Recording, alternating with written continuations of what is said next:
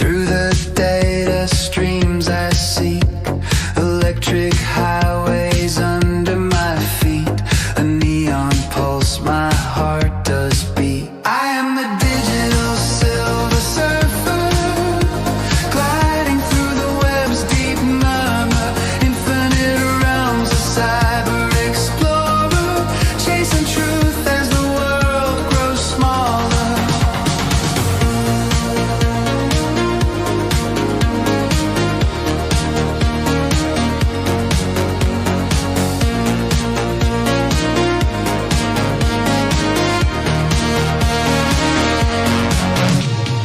Pixel trails and glowing sparks, guiding me through endless darks.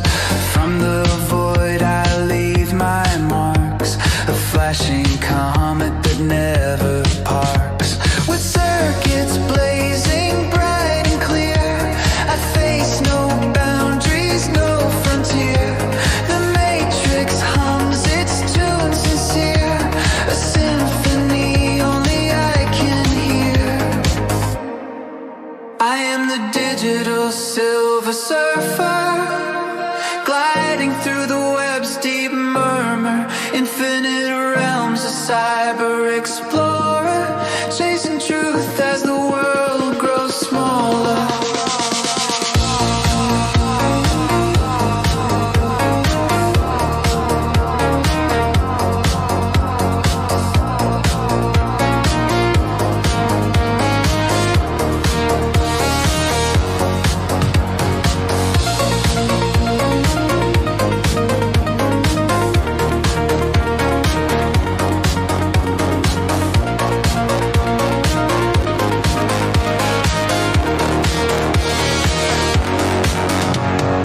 Every bite a tale untold, every sight a treasure bold. Through the loops my mind's enrolled, a future framed in silver and gold.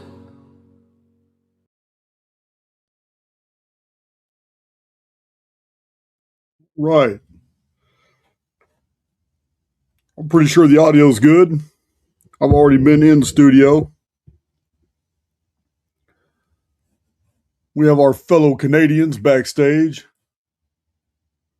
One of them wearing a most ridiculous hat. Yeah, man. We wouldn't let you get away with wearing that hat in Texas. I'll let everybody see it here in a minute. Guys, we have the San Diego meetup coming up in a month. A little bit less than a month. I think tickets are still available. I haven't really checked in. I'm not sure. We're going to have a blast. Probably going to talk about some pretty deep stuff in San Diego because something recently happened in my life I shared with the Cypher community. I practice what I preach. I mean, I've made several assessments about the construct. It's magical, and how to all the manifestation shit to me is just, those are just things you buy into. Whether they work or not entirely depends on you, but none of them are necessary. Yeah, something profound happened in my life, and I shared it with the Cypher community, and I'm still kind of reeling from the implications, but I think it's going to be the subject matter of San Diego. I can't think of a better topic to talk about. Now, aside from that, the new Archaics Errants Errantware store is about to come back online. And Dana has been very, very busy bringing all new stuff and all new designs, and it looks fantastic. I just got to sit down and go into the admin settings and actually make it happen. But other than that, I really don't have a whole lot to say. I know Sir Escanor and I are going to work on a project together real quick. It has become quite intriguing. But other than that, we're just going to go ahead and bring in our friends north of the border. They live north of the border, but we can't seem to keep them out of the United States. They're always coming down here. There we go. Hey, how y'all doing? I'm here with Joseph. I live in Ontario, Lake America, right off Lake America. There you go. And Joseph here came from New Brunswick, which is about, 14 hours. 14-hour drive. We met up yesterday. He coordinated all this at the Legion, which is the veterans kind of community hub. And we've got about I don't know how many, like 30 people. Oh man, we have a beautiful crowd. People from Michigan, people from Philadelphia, people from all over Canada too. Shit, And if you can't show it, it ain't true. okay, well, I got a solution. Here we go. We got military man Mike. Awesome. That's awesome. Excellent. Yeah, so I don't know how you want to get it started. If you want to have a spiel, or we can bring up the first people, and everyone's really excited and waiting. So Well, okay. Well, you know what? You just said something that you know I need to comment on it. You just said Lake America in reference to Trump actually proposing that they're going to rename. Okay, let me tell you what's going on. So, have you ever followed Jay-Z's posts running Claude AI on all the executive orders and all the Fortune 500 and Department of Defense contracts? Have you ever seen his material? unfortunately, not. So Yeah, he's everyone thinks Jay-Z the rapper, but no. Oh no, I'm not talking about that moron. I'm talking about somebody. I'm talking about somebody in the cipher community has run the executive orders going back a number of years and told Claude AI says, I don't care about what the media says and what's reported in the media. I want to know the trajectory of events based off the executive orders signed by the Biden administration and Trump administration. I want to collate that data and compare it with all the government contracts between the Department of Defense and the U.S. government and in the 50 states and all the Fortune 500 companies. And I want to follow the money and I want to see what is really going on. So the reason I'm mentioning that is because what we are told in the media and what is shown in the media is never the truth. It's always bullshit. It's always cover stories. There's something huge going on right now. And it actually has a name in the government documents. It's called Fortress America. And the recent moves that Trump had done in Venezuela, in South America, and in Greenland, they're all a part of that because Fortress America's northernmost territory is going to be Greenland. Its southernmost territory is going to be Venezuela. They plan on opening the borders. They plan on a whole new infrastructure with Texas as the capital. All this is already in writing. It's already being paid for. All the moves are being made. It's the media that's not talking about it, but all the financiers, all the government contracts, all the moves they're making are showing that they're creating a super state, a Western state, and they're going to pull the rug out from other countries on this oil deal because Canada and the United States have been doing something for a very long time, and that is finding wells, drilling down, and capping them off. And we've been doing this since the 1930s. So they're going to introduce in a new petrodollar or some type of new monetary system based off a massive amount of oil that's just sitting in North America. And they're going to, and the United States plans on being one of the lead exporters in oil in the entire world. So this is all in the plans, and it's being executed as we speak right now. We already see Fortune 500 companies are coming to Texas on a monthly basis. I mean, Texas is our infrastructure is exploding in all different directions right now. And this is Jay-Z's research using Claude AI to document all that. So when I'm only telling you this because you mentioned Lake America, but all these little things like the Gulf of Mexico, you know, they want to name it to Gulf of America. It's because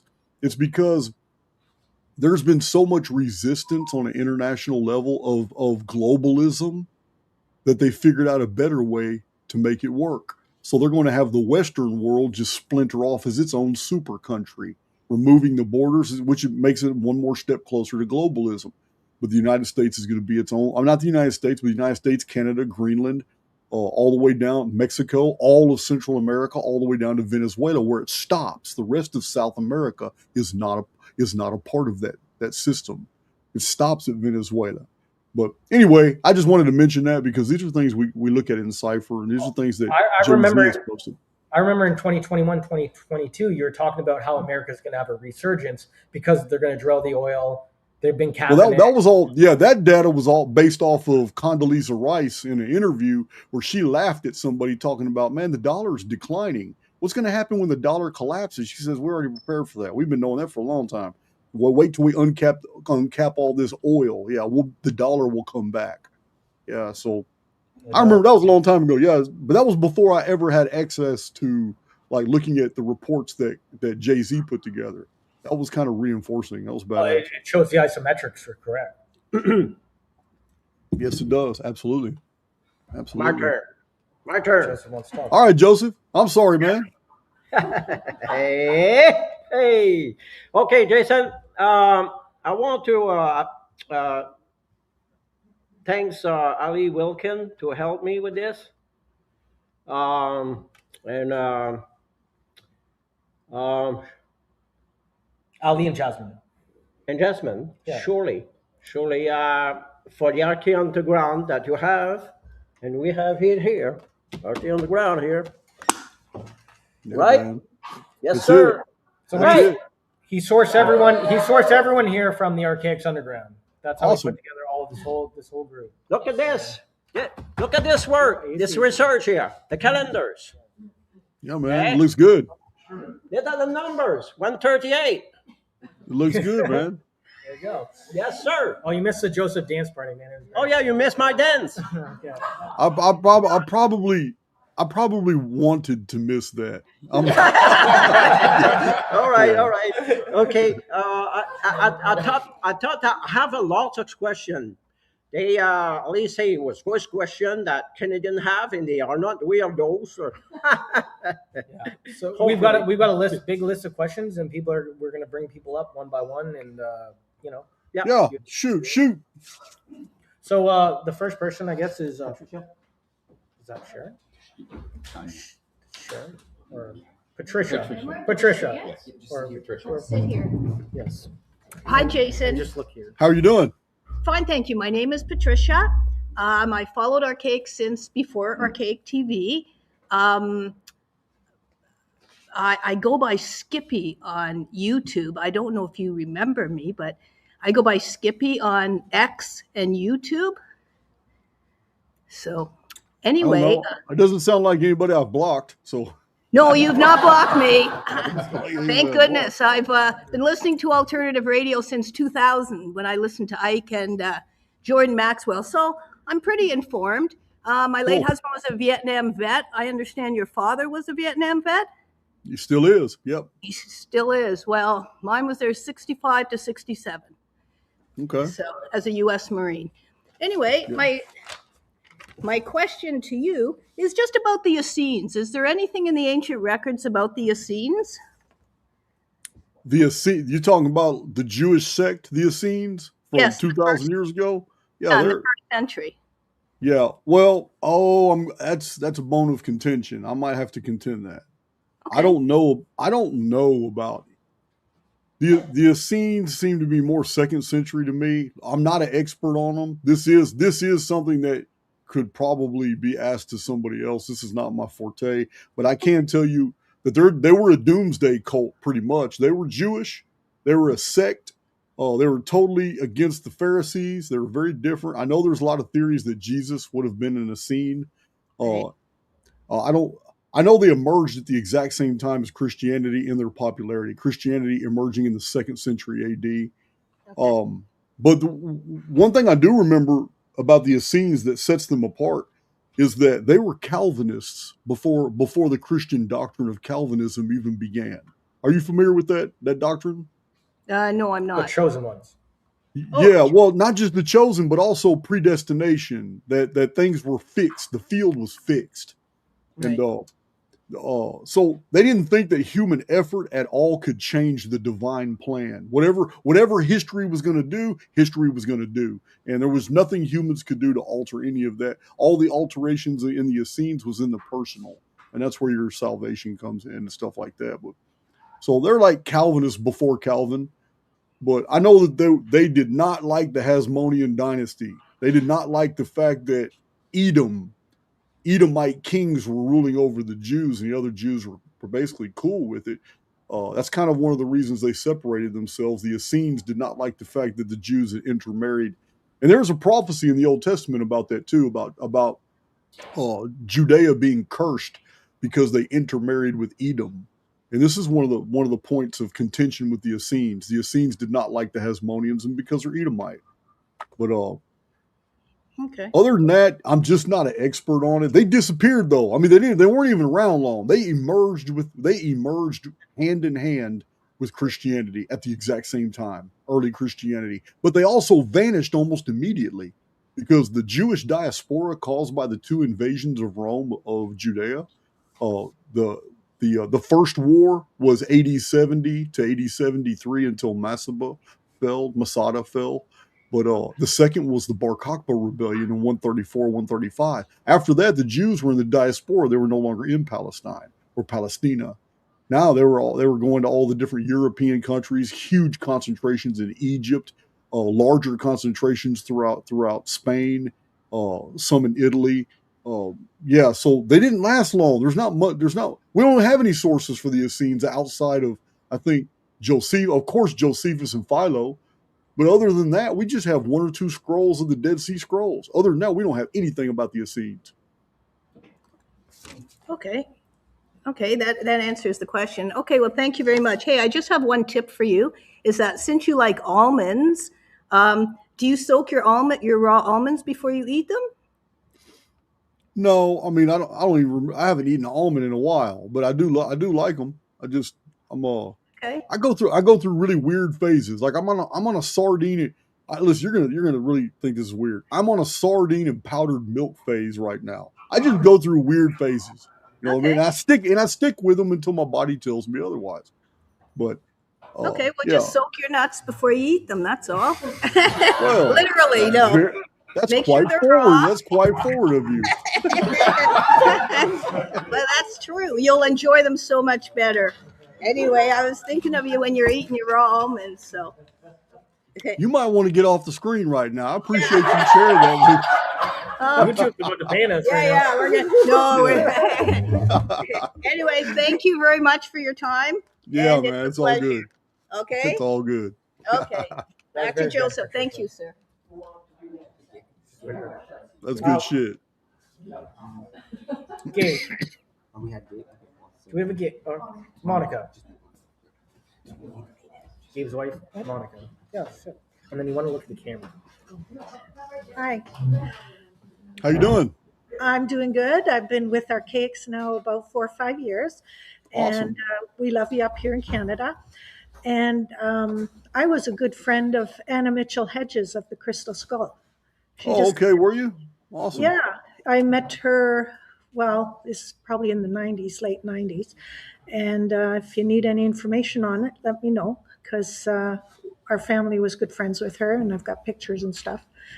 And the other thing was, I do. I already have one question. okay, I'll see if I can answer it. To the best of your knowledge, was Yeah. that original crystal skull actually found in the ruins of Lubanton? According to her, yes, and she told me about the story of how she found it. So Okay. she was actually born in southern Ontario, and her mother and father. She was, I think, 8 kids in the family, and I think her mother had a little tryst with Frederick Mitchell Hedges, who is of the Mitchell Hedges family in Britain, and they were a Right. big silversmithing family. Okay. And he came over and he adopted her, took her to New York City, and then realized he couldn't keep her there. So when he went down to Belize to do, he wasn't an archaeologist, but he did a lot of work down there. And otherwise, any treasures he found would have to go to England.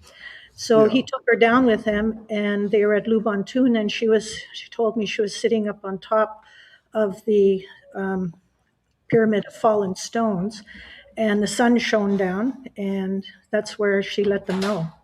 And they carried her down like by rope, and I think around 6 weeks later they found the other part. And then she said what happened was, within 3 days, like they have underground tunnels there, like a lot Right. of the Right.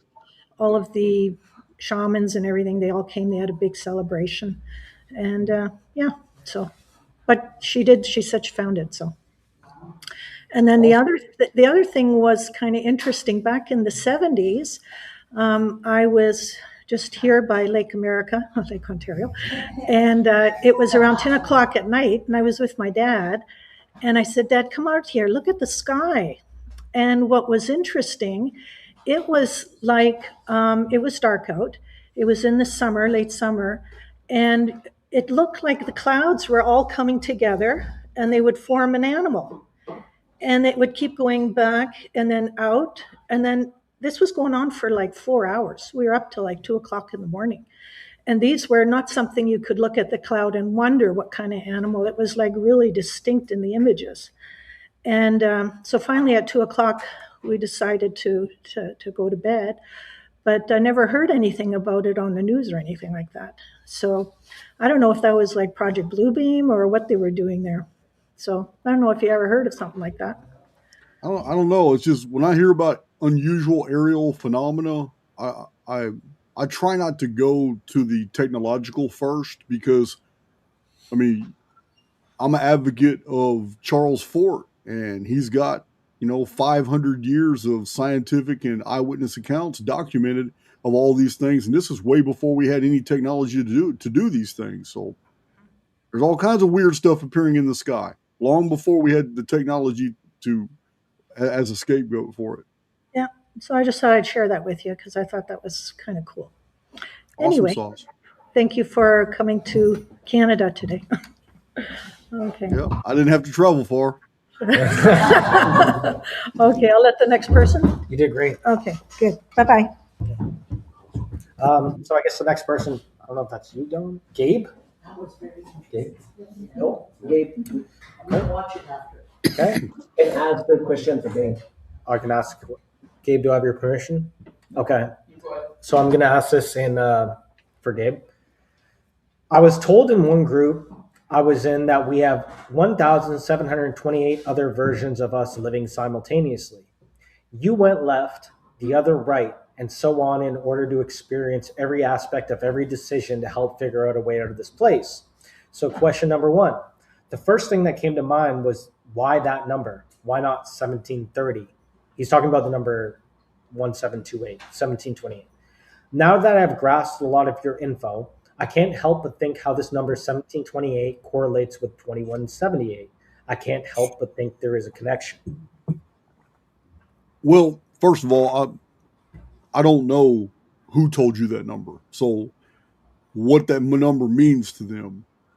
So I just knowing the number 1728, I can tell you that it is a reduplication of the foundation of time number, which is 864. And I know, like Riyadh, you've seen my Anunnaki homeworld where I have the chart on the number 864. 64 seconds or absolutely, it is the number that unifies seconds, minutes, days, hours, months, years, all that. There's no other number in the world like it. Well, 1728, I don't know who gave you that number, but it's 864 plus 864. And also the numbers 1728 you're right. It is 2178. It would be a permutation of it. So I can look at my calculator app real quick. I've got it programmed. What is that? 1728 real quick. Oh yeah, that's going to be over 12 or 13. Okay, so this number is really, really steeped in the material world. The reason I know this is because it takes at least a dozen permutations for this number to collapse to zero. It still collapsed to zero, so it's not going to collapse into the 2178 immortal loop. The only number in existence that does that. It's not going to collapse into that. It's not one of the 5% of numbers that through a series of permutations collapse to 2178 and then loops forever. It's not. It does collapse to zero. So according to my little program here, that number is going to take at least a dozen, and it's rare to take that many.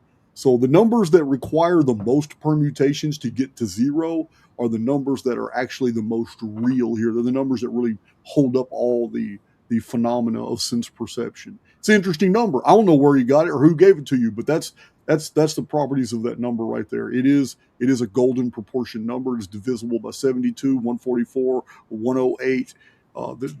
In the structure of our reality, that number right there is extremely important. I don't.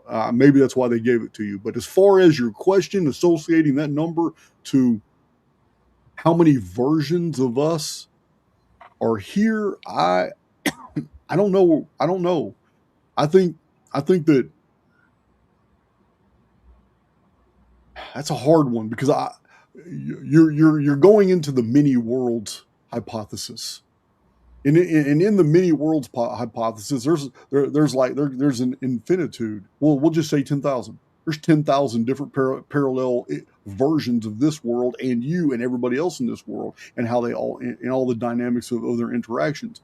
So that's a real interesting way to see it from the perspective of, like, a sliced Mandelbrot. I don't know. I'm more inclined to think that the past and the future are conceptually only. They exist as potentia. And because they exist as potentia, the past and the future are just energetic. The only thing that's actually real is what is perceivable in the eternal now. But even that is just perception, so it's not quite real. And this is what the numbers show us. This is why the numbers 1 through 10,000, when they are subtracted against each their own reflections, collapse to zero, except for 5% of numbers, which don't collapse to zero, but they all collapse into the 2178 loop. This shows me that our arithmetic, and therefore our existence, is moored to something that is real, but it's not real here. Everything that we consider real here is merely merely properties of perception. And this is done through the central nervous system. So it's done through the filtering all your senses. And all it's doing is taking data and turning it into a linear projection for you to experience. So if the future doesn't exist and the past doesn't exist, but they do exist as energy, just not anything perceived, then I don't know about the many worlds hypothesis being relevant. Actually, what I see is that you're only the way you are today because you accepted who you were yesterday and the day before and the day before that. It said, but I do believe that every single moment is pregnant with possibility. And if you were to decide right now, you were just flat out decide that, you know what? I'm not going to be this person anymore. I'm done. This is not okay. I'm ready to move on. I'm just done. If you were to make the executive decision to do something different, to be something different, I believe that the construct would reciprocate, because I am of the opinion, by a lifetime of experience, that this beautiful magical construct that we're in only has one function. We can ascribe to it everything in the world, and it's just human invention, but it has one function, and it does it very well. And it's to reflect back as personal experiences, whatever the personality is that projects. So if you're projecting a certain personality, that's the world that you will experience. If it's one of doubt, if it's one of victimhood, if it's woe is me, my body is this, my body is that, or you know what, if these are the things that you want to drag out of the potentia of the past, then they will stay with you, and they will become a part of the potentia of the future, which will collapse from probability molds into experiences of woe is me, my body is this, my body is that, I'm still attached to all this bullshit. But it's not true. None of it's true. It's you doing that. We are the ones that put all these attachments in there. We can be somebody 2 hours from now that we've never been before. That's how powerful we are. But the dynamic is super simple. It just takes an executive decision. This is not okay. I'm not liking this anymore. I choose to be somebody else. And as soon as you actually make that decision and then be that other person, that's all the construct. The construct does not give a damn about your personal identity. All it cares about is what you're projecting. Once you projected it, it will reflect that back as experiences. That's my model. That's the one that not only works for me, but it's the one that I have seen that has value. Everything else to me is theoretical. They sound good. I love listening to new theories and all that, but those new theories can't crystallize in applications for me. In archaics, one of the tenets is it's something, we can talk all day long, but if we don't have any applications whatsoever, even theoretical models that we can apply logic trains to, then it's just an interesting conversation. One hell of an answer. That was only part one of his question. Yeah. That's a clip. That's a clip. So the second part of Gabe's question, I'm speaking for Gabe. The data centers that are being built remind me of ziggurats. I know the cover story is that they can control us. Do you think that they're there for us to use, or for when the time comes for us to use? Ziggurats, huh? Yeah.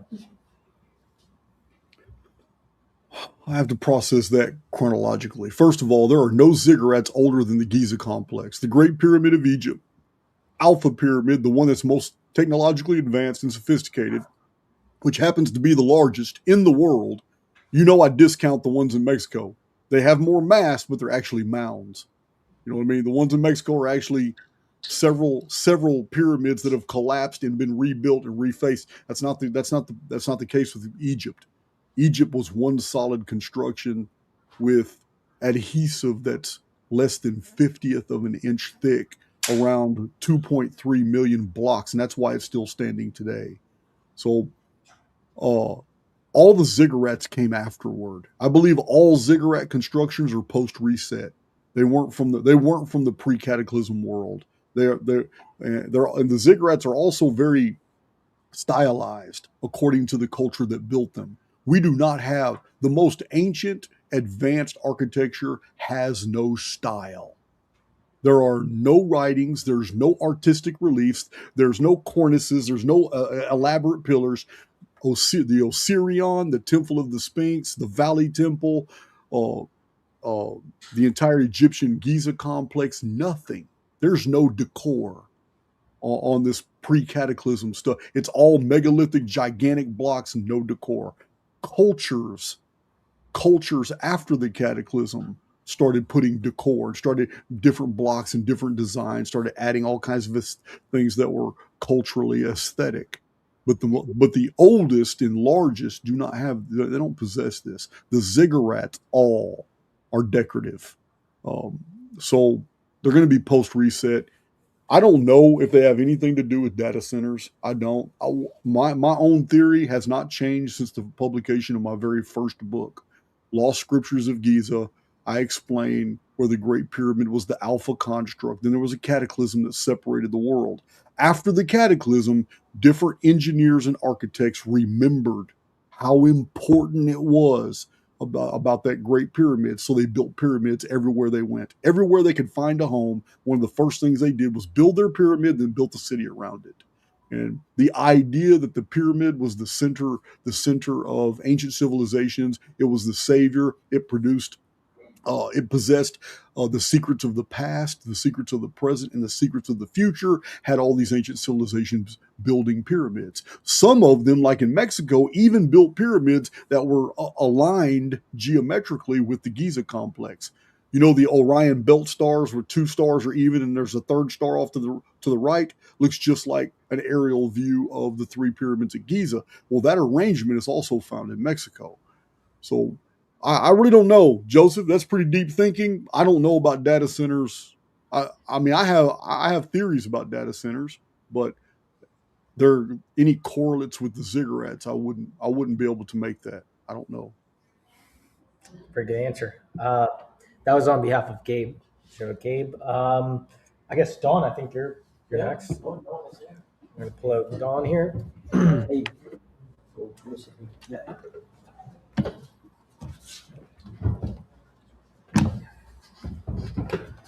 How you doing, Jason? I'm great, man. I'm great. So I'm going to lead you in a little bit. In the 70 years that I've been alive, I've noticed many changes that are taking place in this world. But one that really sticks out is when I was a child, I remember a yellow sun and a blue sky. Today, 70 years later, well, probably less than that, of course, the sun is now white and the sky is now a very, very pale blue. Okay. Mm-hmm. When I was a child, I had no problem looking into that sun at high noon. I could just stare right into it and it wasn't a problem. Today, The only time I can stare at the sun is when it's on the horizon. Yeah. Otherwise, I can't stare into it. So obviously, during this 70 years, there's been changes that have been taking place. And my question to you is, when you look at the years 2040 and 2046, do you believe that the slow progression of change is going to continue, such as the analogy of the frog in water? You turn it up a little bit at a time, a little bit at a time, and after a period of time, the frog has met its demise. Right. So, do you think the event in 2040 is going to be such as the frog in the water, or do you believe it's going to be cataclysmic? Do you believe that all hell's going to break loose like a month or two before? Because Okay. Go ahead. As I see it, I followed Dutchens, I think it is, and there are numerous earthquakes that are taking place now, and it does seem that the activity is increasing, not at a very fast rate. Also, there are volcanoes going off under the ocean, which could release one hell of a lot of moisture into the atmosphere. And I'm wondering if, before the Phoenix event, if this atmosphere is going to change gradually, or are you going to have like 1,000 volcanoes going off in a month's time? So, what do you think? Do you think it's going to be a gradual, or do you think, and this is for 2040 and 2046, do you think it's going to be gradual, or do you think it's going to be catching people completely off guard? Okay. So I'm going to answer this first by describing the phenomenon itself so we're on the same page. All right. Okay. The lesser cycle, the absolute lesser cycle of the Phoenix phenomenon is one that's known and recognized by science. It's the sunspot cycle. It is 11.5 years. Those of you who are mathematicians, you automatically know 11 and a half years is 138 months. This would be on like a microcosmic level. But in the macrocosm, we have the sun itself. The Phoenix chronology is every 138 years. We're dealing with some cycle and epicyclic period, a discharge from the sun. Martin Leakey was actually the one that opened my eyes about this. Even though I've been researching the Phoenix phenomenon for over 2 decades, it was Martin Leakey that went through my material talking about the red dust and the red rain and the red mud and this red material that falls from the sky every 138 years. And Martin had said, this is acting like a battery. It's almost like the sun is a battery. And what happens to the contacts on a battery after a while? It's always shedding red. It oxidizes, and this red oxidized material always sheds from the contacts on your batteries. And I mean, you know what? I don't know, man, but it sounds really interesting that we're dealing with maybe an electric sun and not really a fiery one at all. So to better answer your question, there are different orders of magnitude, as I've shown in my deal. 3895 BC was catastrophic for both hemispheres. So was 2239 BC. The Adam and Eve reset, then the Noahic reset, the Typhon flood, then the Ogygian deluge was also terrible for both. And it's all on the 138-year chronology.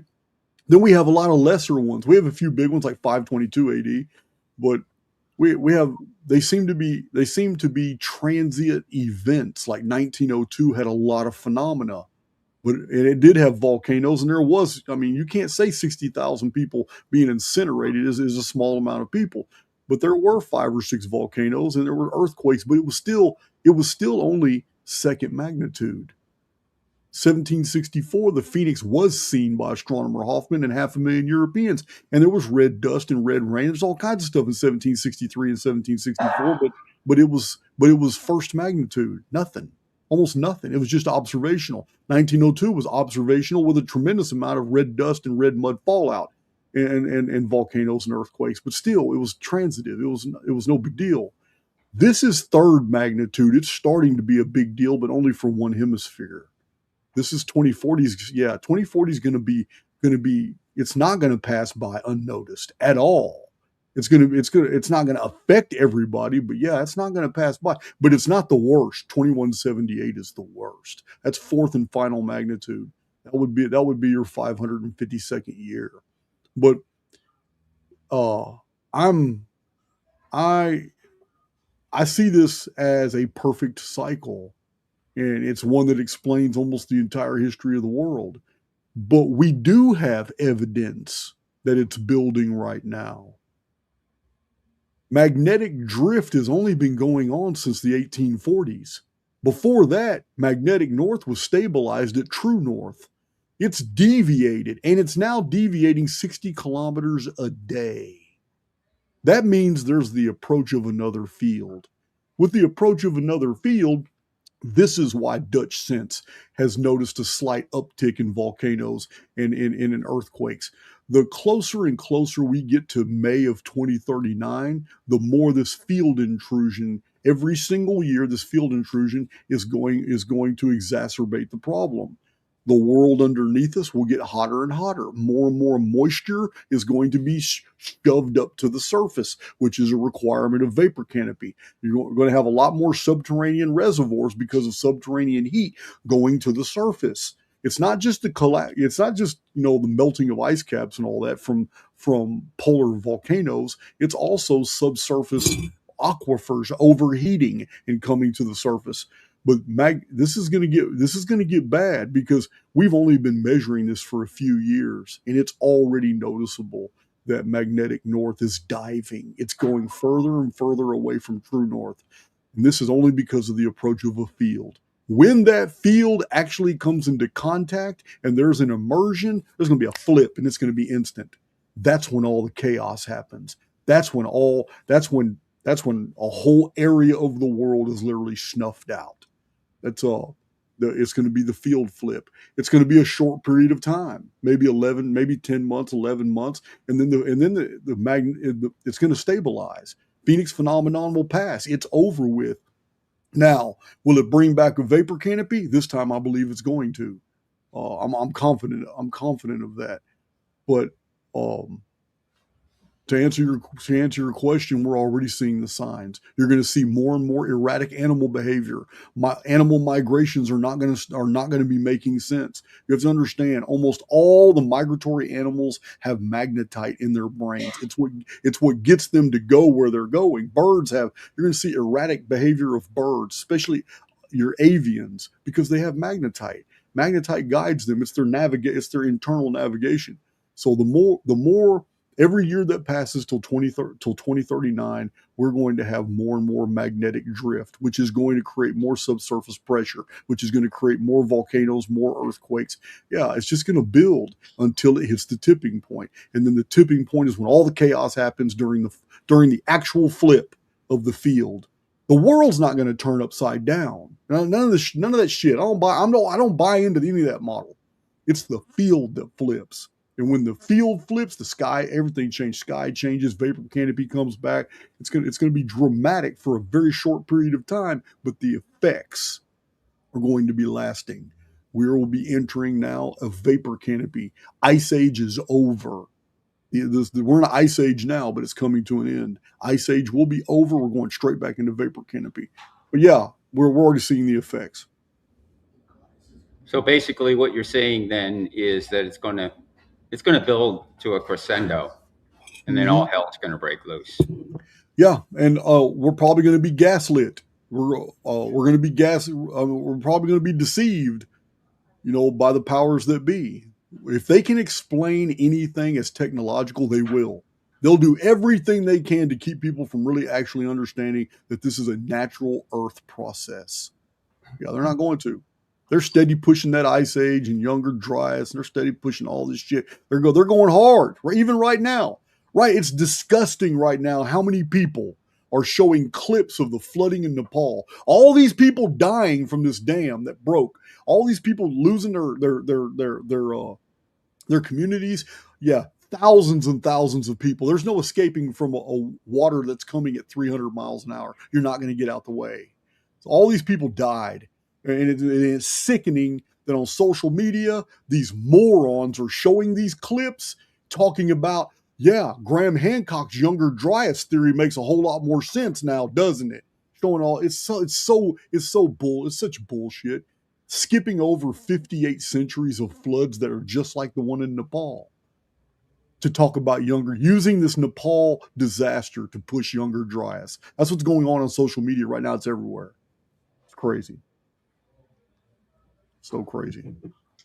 Okay, well, thanks for giving us your input, and also on the subject of sardines, because I know you like sardines.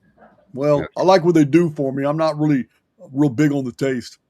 Well, I wasn't either, and I've taken note that it's getting harder and harder to get sardines, so I had to find another source. And I found a source of Wild Planet sardines. Give it a try, because since I tried them, I don't want any other brand. They're amazing. So Yeah. that might make it a little bit more palatable for you. Well, let me tell you what let me explain since we're talking about it, because I know people thought it was strange hearing me say something about powdered milk. So my routine is this is my routine. And I'm glad I'm not demonstrating it for you because you guys would laugh at me. But when I eat sardines, I have a cup of powdered milk off to the side with 1 scoop of creatine. It's already mixed and it's waiting right there. It has to be made first, because when I put the sardines in my mouth, a jalapeno pepper goes in my mouth too. And I don't even taste the sardines. And by the time the tears start going down my face, I'm already chugging half of the powdered milk.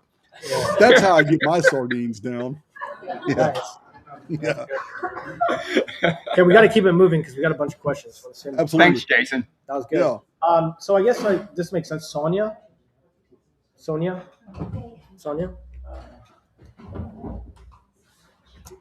Got a lovely young lady coming right up. So questions right there. Just look at the camera. Hello, I know my question. Hi, Jason, how are you? How you doing? I'm great. Very well, thank you. I wanted to follow up on your explanation about the construct and how we live in this construct.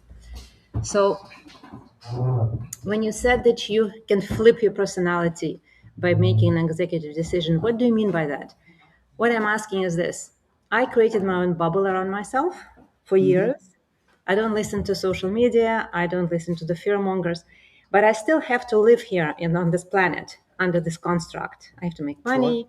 I have to provide for my children, on and on and on. So when did you start? Like, you've been in prison for 26 years, correct? That's right. I was.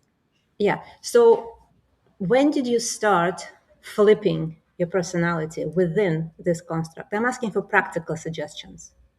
Okay. Well, I can only give you examples that I've actually lived. When you're in maximum security, you're dealing with a whole bunch of different personalities.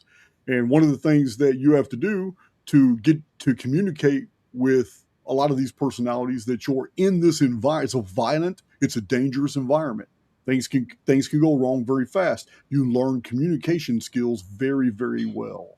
So sometimes you have to become, like in the Bible, like Paul, you have to become all things to all people. You have to meet people on their level. You have to have the ability to sit there and communicate with a biker like you would with some neuroscientist. You don't have to know all the parlance and all the vernacular. You just need to be able to communicate with them in terms that they can process and understand. So if reality is commiserating with any identity that I assume, then I'm not going to have any problems. It came to that in prison, where I would just learn, okay, well, cool. I understand this guy right here is super aggressive. He's really violent, but I also understand that there's deeper issues in here, but I've got nothing to do with those issues at all. But if I would just, with absolute boldness take on any conversation and talk to anyone, it's almost like something magical happens. Like the guy in the corner who's like 6'7", his tattoos are 40 years old, and everybody knows he would rather gut you like a fish than sit there and have a conversation and talk to you. But when you're on the cell block with him for 7 or 8 months and you notice he doesn't talk to anybody, and you know what? That's the one individual on the block who really wants someone to talk to them. So I would sit down and strike up a conversation and act like if they reacted in any other way than just answering my questions, it would put them on the spot.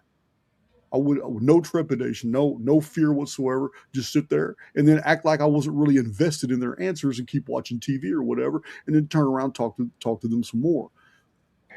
Whatever I assume to be true, which is me and this guy are going to have a conversation. We're all right, and he's not going to cut me. He's not going to do anything stupid. We're actually going to talk. That's exactly what would unfold. But it would even have deeper meanings in my own personal environment. It would have deeper meanings because everybody else on the cell block saw that too. Then it would be taken to the rec yard. Then I would get a reputation as someone who I could communicate. Then people with problems would come to me and do these things as well. But as far as switching, people with problems would start bringing them to me, valuing my opinion. But that's just one little small example. You can switch. You can be the person of absolute health. You can be the person. You can be the person in your environment that's the go-to for information. You can basically be in this magical medium anything that you want to be. It is the assumption of power that gives you power. Power doesn't exist independently of the assumption. There isn't any power out there to get, to possess, to bring in, to harness. It doesn't exist. Everything is potentia. Potentia is energy that has not collapsed into experience. That energy doesn't have any particulars attached to it. It's just potentia, meaning it can be used for anything and in any direction. So the beauty of it, being an immortal soul using an avatar that's made of the construct, the beauty of it is that I can project anybody I want. I am Jason. I'm healthy, wealthy, and wise. Oh, I added one recently. I'm healthy, wealthy, wise, and sexy. So being that and living that truth, the construct reflects that back to me as personal experience. And I don't have to go by all these gurus who tell me that there's a 12-step process, that there's a manifestation technique, and I need to do A, B, and C in order to get to D. I don't have to do any of that anymore. I'm done listening to all these other souls tell me what worked for them, because they gave themselves that power by following a procedure that they bought into. Doesn't mean that procedure is necessary for me. It's not necessary for you. All we have to do is be. We don't have to wait for a future event. All that does is push it further into the future. All I have to do, look, I'm just going to go ahead and just tell you real quick what happened recently with me. I told my Cypher community. I'm not going to go into a lot of details, but I'm done with manifestation. I'm done with all that shit. I'm so done with it. I had my admins and mods, they know behind the scenes, preparing for a meetup where I'm taking people, I'm taking stuff, I'm taking books, my publisher's involved. There's a lot of things to basically choreograph. And I wasn't paying attention to expenses. And I thought a venue had already been paid for. I was mistaken. And after giving a significant amount of money for a property acquisition, it left me pretty low. And then all of a sudden I got an email that this had to be paid now. And I was like, wow, I could have swore I already paid this. So I paid it. Yeah, my bank account has not been this low in years. And I wasn't panicking. But when I looked on my Wells Fargo app, I actually got pissed that I even allowed myself. I'm a stickler for details. I even allowed myself to even get in the situation. What did I miss? So I go through all my transactions and I'm like, man, what the hell did I miss? And then I stopped and I realized, why am I looking at the effects and not being a cause? You see, everything in the room with you right now is an effect of someone's past thinking. Everything in your environment, everything in your personal reality is just an effect. It's not a cause. Your entire environment, everything in the construct, world, history, everything you've ever learned, it's all just an effect. You can't get any power from an effect. It's just collapsed potentia. It is the result of someone's past thought of how the world is supposed to be, and you're experiencing it, whether it's your thought or someone else's. It doesn't matter. So I'm going through my bank app and I stop myself and say, what the hell am I doing? These are effects. What am I doing? I'm the cause.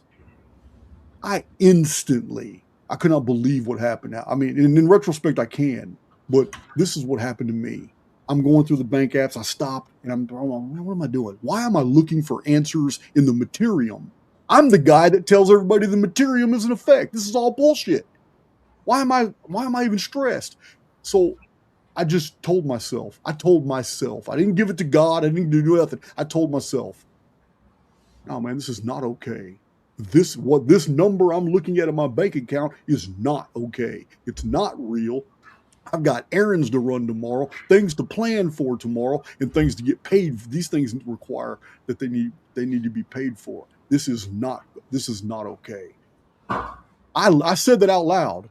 I was walking laps around my coffee table, going, man, this is bullshit. I'm not accepting this. This is not my reality. I don't know how we came to this, but I'm undoing it right now. And tomorrow I'm going to get all these things done. And I let it go. My dog, Bella, was sitting there watching me walk laps. Like my master's crazy. He lost his mind. And I walk laps. I just made an agreement with myself. It is the personality I projected into the field. No, it's not okay. This number's not true. That's all I did. And I got a book, because this is what I do every night. I got a book and I read. You have to find what activity works for you. For me, when I get into a book, I am gone. Everything in the world is gone. Everybody's got a superpower. My superpower is the world fucks off when I'm in a book.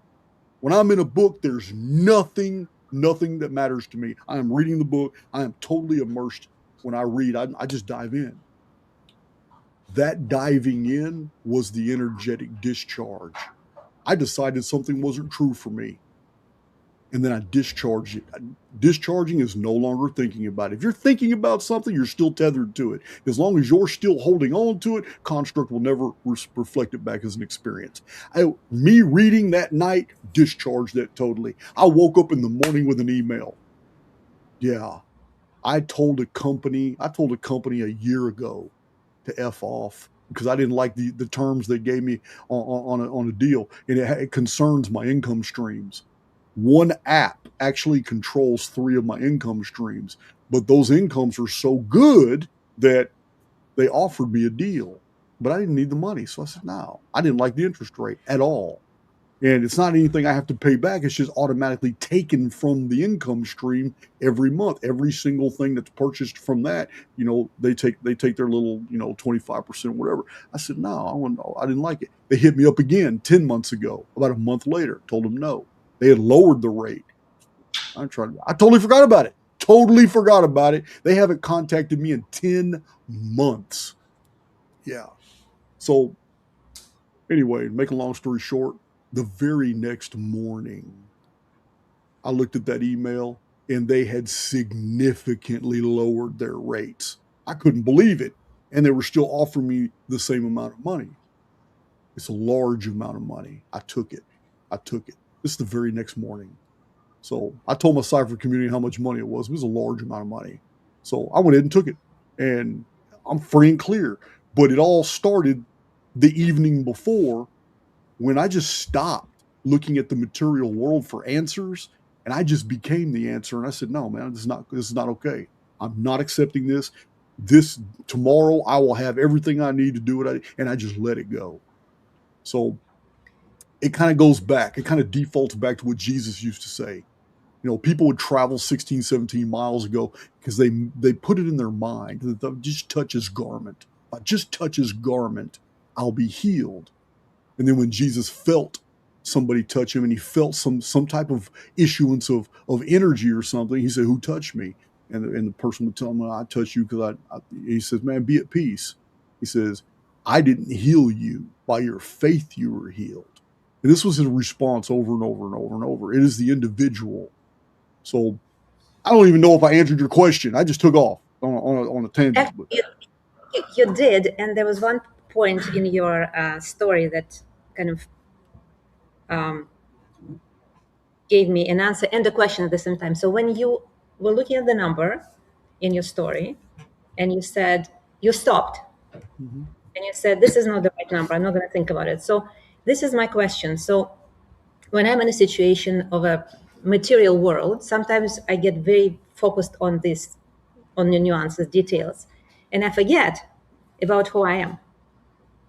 And I've experienced situations like you described many, many times over, but every time when it comes to a difficult situation, I forget that I am very powerful.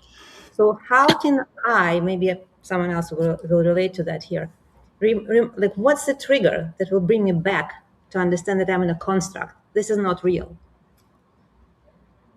Is this question clear? What yeah, makes you well, I get your question. I get your question. It's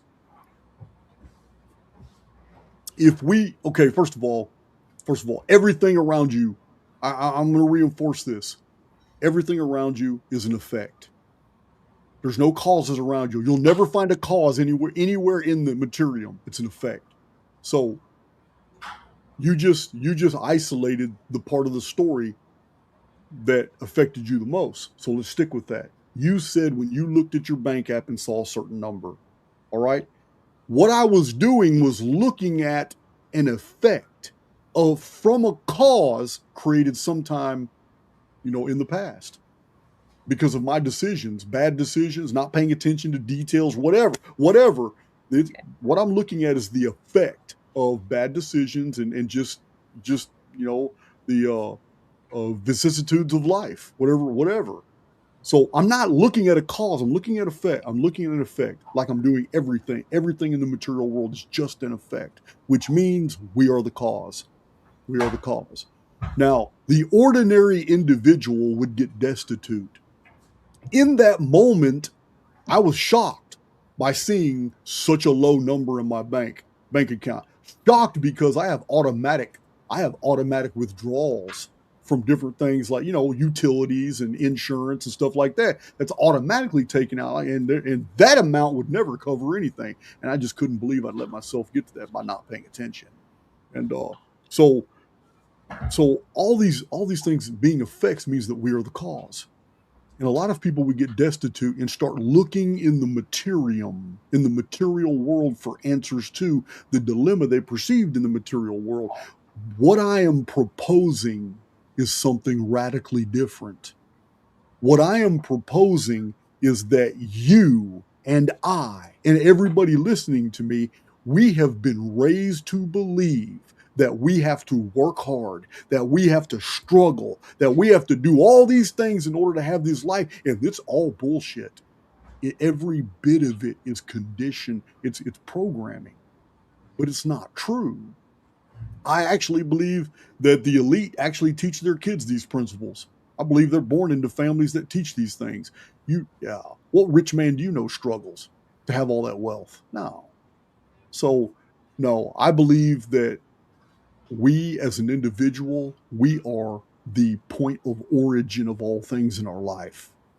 We've bought into many of the things going around us, so we automatically assume that we need this 12-step program. We automatically assume that, man, I'm listening to this girl on YouTube and she's got these 4 steps for manifestation. And if you adopt that, you're adopting something from the materium, applying it to you as your truth, and now subjecting yourself to a formula that you now have to do. It becomes real for you. But you did that. You did that. What I'm proposing is something radical. I am proposing that we can shift our reality in an instant. I used to even believe the sleep-wake cycle was necessary, but I'm not so sure now. I'm not so sure now. I'm seeing evidence of dynamic changes in a day, so I'm just not so sure. But when it came to my little incident, I didn't follow a procedure. I didn't do anything. All I did was make a decision that I'm not okay with this. I know I'm perceiving it. I see the number. My eyes see it. My brain registers how low that number is. I understand. I'm looking at an effect, though. That's not creative. I'm just looking at an effect. What was creative? I didn't sign the contract.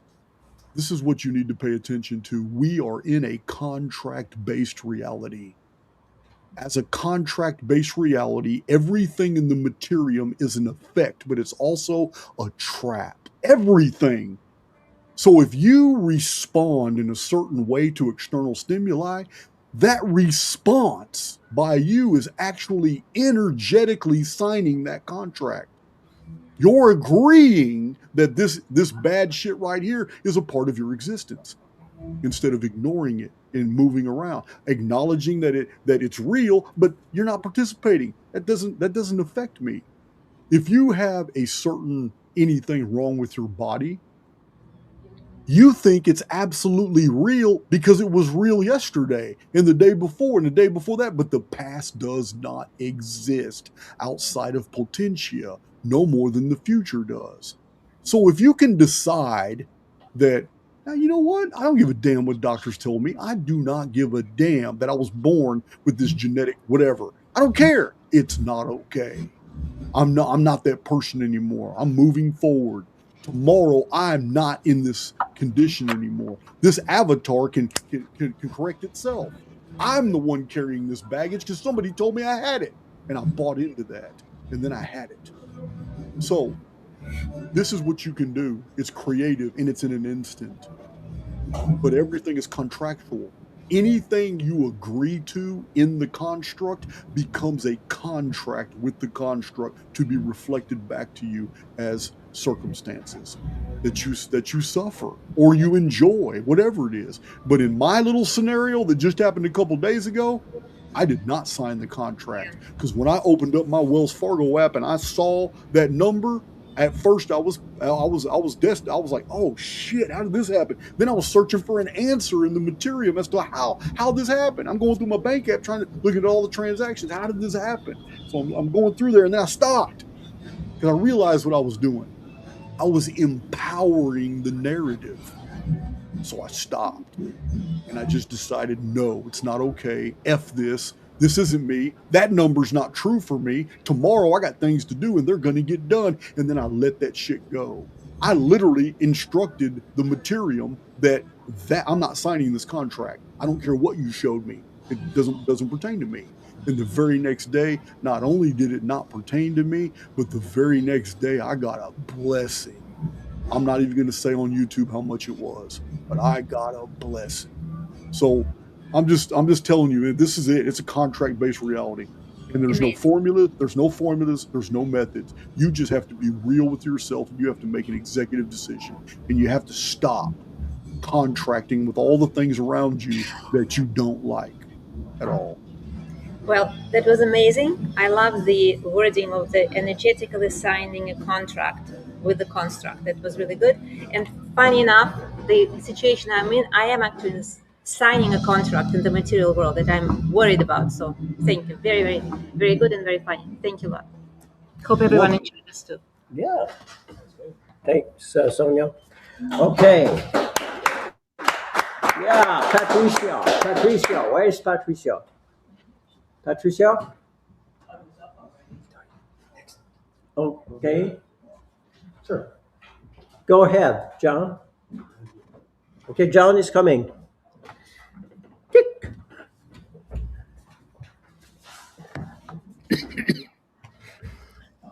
Hi, Jason. Hey, how you doing? Good. I'm Monica Fallhaber's husband. Okay. All right. You probably haven't heard from me because I just ride on her coattails. Whenever she's Okay. listening to you, I'm usually listening to you. I really love what you do. Awesome. Turns out that we're very similar in many ways. I've been known as a bookworm all my life. I mean, I used to get in trouble when I was a kid in high school and grade school for reading under the blanket when I was supposed to be sleeping with my flashlight. Anyways, I love reading. I have a thirst for knowledge. And just today, I happened to upon a video of the Tohoku earthquake and tsunami in 2011. And so I did a little bit, watched that, and I saw how history repeats itself and how all along the coast of Japan, they've got these things called tsunami stones. But they also have a verbal communication where they teach the children in school to, when you feel the earthquake, to go to higher ground. So this verbal education, I think in 1960 or something like that, they had in Chile, that was the greatest one, the biggest tsunami in modern history, 9.5. That was 9.0. I mean, literally 20, 30,000 people died. I'm getting to the point. Okay. I did some research. And so various societies, but they all have in common that they use songs and a verbal way of communicating their history with regards to tsunamis. So Indonesia, they teach the kids songs in public school to get to higher ground. In Chile, the same thing. In Japan, the same thing. But they had these really cool things called tsunami stones in Japan, all along the coast. And they go back right to 769, 869. And some of them are up as much as 6 miles inland. So it's kind of... So they go back to the 700s AD? Yes. That's really intriguing because that's where I'm putting the collapse of the vapor canopy that appeared in 769 and 840, something like that. So I live in Ontario, and I don't like the way society's going because this wokeism bullshit that's going on. Right. And so my wife and I, we moved up to the Muskokas, which is a beautiful area, and I welcome you to visit us sometime. It's a beautiful area, the Muskoka Lakes, and our house is built on a granite rock, but we are part of what's called the Canadian Shield, okay? So I'm hoping, well, I'm going to be 80, so hopefully I'll live that long. But so in 2040, 2046, we live on a plate.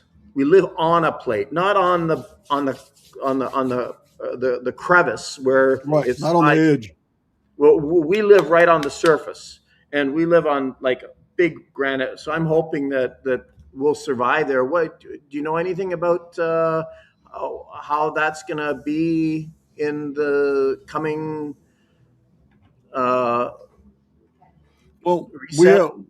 so there's been magnetite readings from volcanic materials that have been tested all over the world, and it shows 30-degree shifts. This is long known. This is not my research. This has long been known by geologists that when lava cools, the magnetite crystals that are found in lava, as the lava is cooling, will gravitate toward magnetic north. And what's been found in volcanoes, that were the lava that was coming out of volcanoes during pole shifts, is that the shifts themselves are 30 degrees.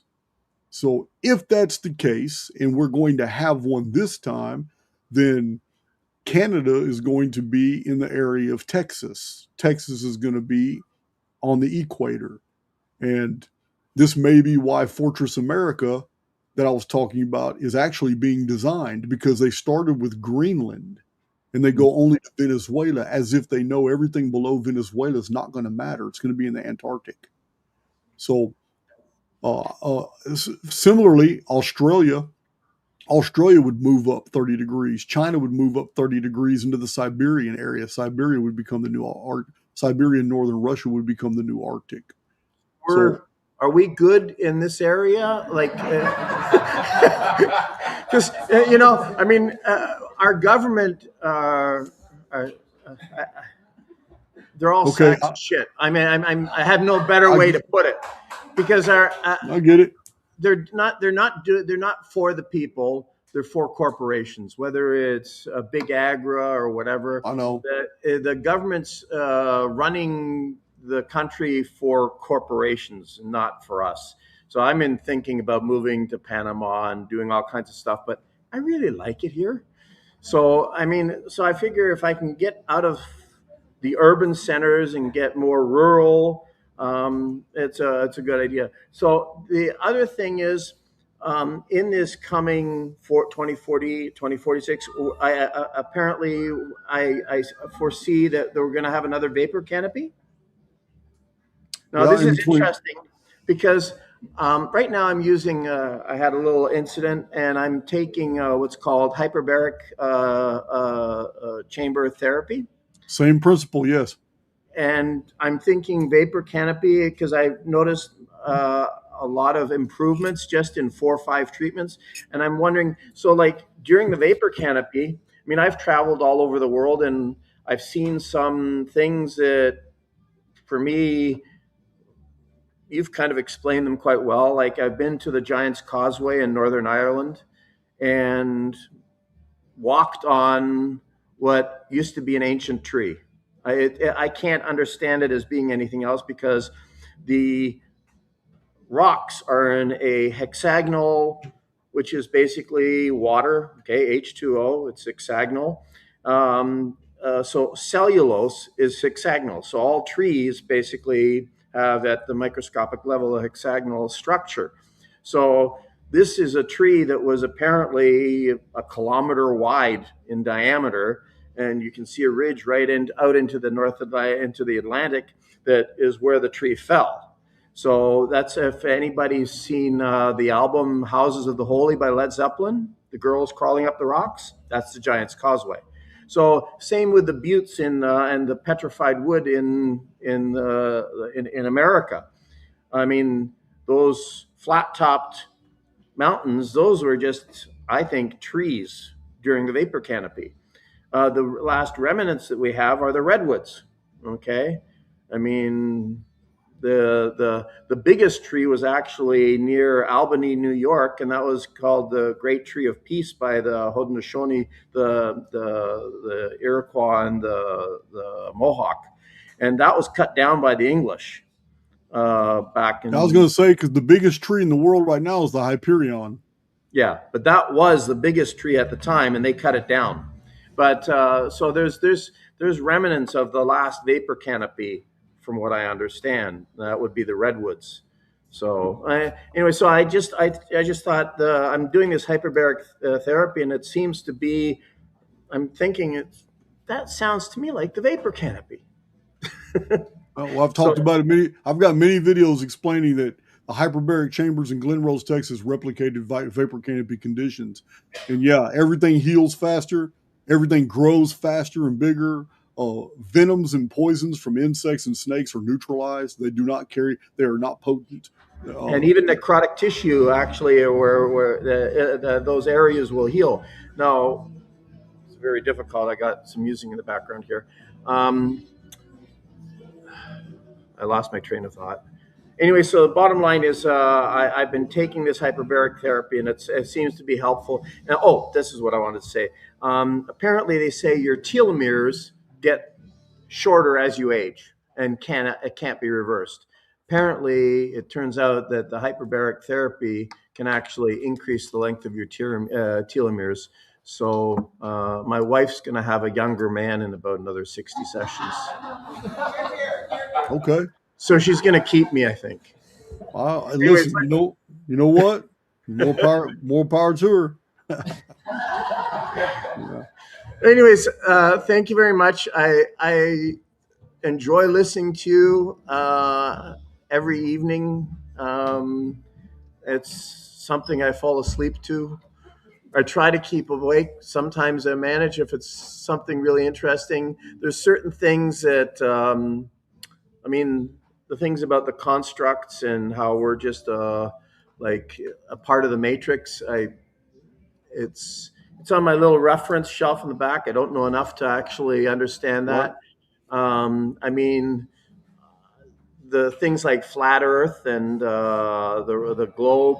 I'm starting to believe my own little thought process that we live on a toroid, like a donut, because there's, you know, when we shift and stuff like that, a lot of the stuff that I have problems with, I can explain it to myself if I think we live on a donut, because there's maybe another reality on the other side. Because why else don't we fly over the North Pole or the South Pole? I don't get it when it could be so much shorter. Well, I'm going to tell you this. I live right now, right where I'm sitting. And if I go to the store later, I'm living there. And if I go visit somebody later today, I'm living at their place. I'm existing wherever I find myself to be. And that I believe that my reality is rendered for me, and that we have all agreed on set principles of how this reality is supposed to look or be perceived. But I am not a flat earther no more than I am a glober. I believe 100% that this is a simulated experience. This is the materium. It is entirely deceptive. Nothing around you is actually true. But when you buy into it as being real or true, you sign that contract. Once that contract is signed with reality, that you've agreed that something is real or true, it will then begin filtering your experiences to comport with that contract. Once you agree that something is true for you, it will begin giving you phenomena that justify that belief. So I'm no longer worried about the world. I laugh when I hear about people still believing when we went to the moon. Yeah, the moon is nothing but a piece of potentia. It hasn't collapsed into anything but ridiculousness. This is a personal experience that hundreds of millions of souls are sharing together. So we're in the same free guy universe video game. And we're all agreed that it has certain properties, so it maintains those properties. We don't have a problem with that. But the beauty of it is we can do away with all the mystery, and we can just decide what we want to do and who we want to be. And even your telomeres don't even matter. If you want your body to be working at its apex best, then all you have to do is not sign a contract that your body is failing or growing old or whatever, and be whoever it is you want to be. This is the beauty of the simulacrum. It's magical. If you regard this experience as anything other than magical, then you're in dungeon programming. And as long as you're in dungeon programming, it's going to be whatever you think it is and however dark you think it is. I've tried to resolve that flat Earth and global, and I've come to the decision, since I haven't witnessed it for myself, I haven't been out in space to see exactly what the story is. You're right; it doesn't really matter. But well, when I see a Strike Eagle or a Concorde or an F-15A, one of those Tomcats, when I see one of those pass over my head going Mach 2, Mach 3, and the nose is pointed toward the ground, I'll believe we're on a globe. But until I see something like that, I don't know if you know the argument. They're going so fast that the nose would have to be pointing to the ground if the world was a globe. That's the velocity they're going. They would always have to be pointing down so they wouldn't fly off into space. So, yeah, until I see a jet passing overhead with its nose facing the ground, yeah, I'm not. Yeah. Well, I can't explain that. I don't give a damn about the globe or the flat Earth model at all. I like the idea of where I am is where I am, and yeah, man, it's all that matters. Anyways, thank you very much. I just thought I'd make a comment. And so the vapor canopy 2024, 2040, 2046, is it going to be, because right now they're really pushing this CO2 agenda, which is bullshit. I mean, it's 0.04% of our atmosphere. I kind of like, if they cut that in half, all life on Earth dies, because that's what all plants breathe. But if we increase it, then we get trees like what the Giant's Causeway used to be. And also, basically, it helps wounds heal faster. Everything, all life on Earth Okay, becomes well, more vibrant. you already nailed it though. The media is the one telling you about the carbon shit because the Fortune 500 companies and working with the governments want to impose carbon taxes. But it's the media when did the media ever tell you the truth about anything? Even the Fortress America shit that's going on right now. Media is not the one telling you about that. They're Or not even the telling you. history books, and when we were in high school, McGraw Hill, they're owned by the people with the little hats. I know And it. the biggest Holocaust was Holodomor in Ukraine. Yet basically nothing's ever said about that. Oh yeah, I forgot. There was a Bolshevik little hat wearing guy that caused that. 10 million people died. I guess they don't want us to know that. But there's not It's one common history book. knowledge. Everybody knows about it now. It's almost common knowledge now. But how But do yeah, we reverse that? Because I used to be a Trump fan in his first thing because I did like what he was doing about stopping the border, the illegal immigration. I believe in immigration. My parents were immigrants, but they did it the right way. The bottom line is now people are coming into this country. Here in Canada, we get families of 5 that are getting $8,000 to $10,000 a month. Okay, support that shouldn't even be here. Okay, and yet on my pension, I get what, 13, 14, $1,500 a month, having paid into it all my life.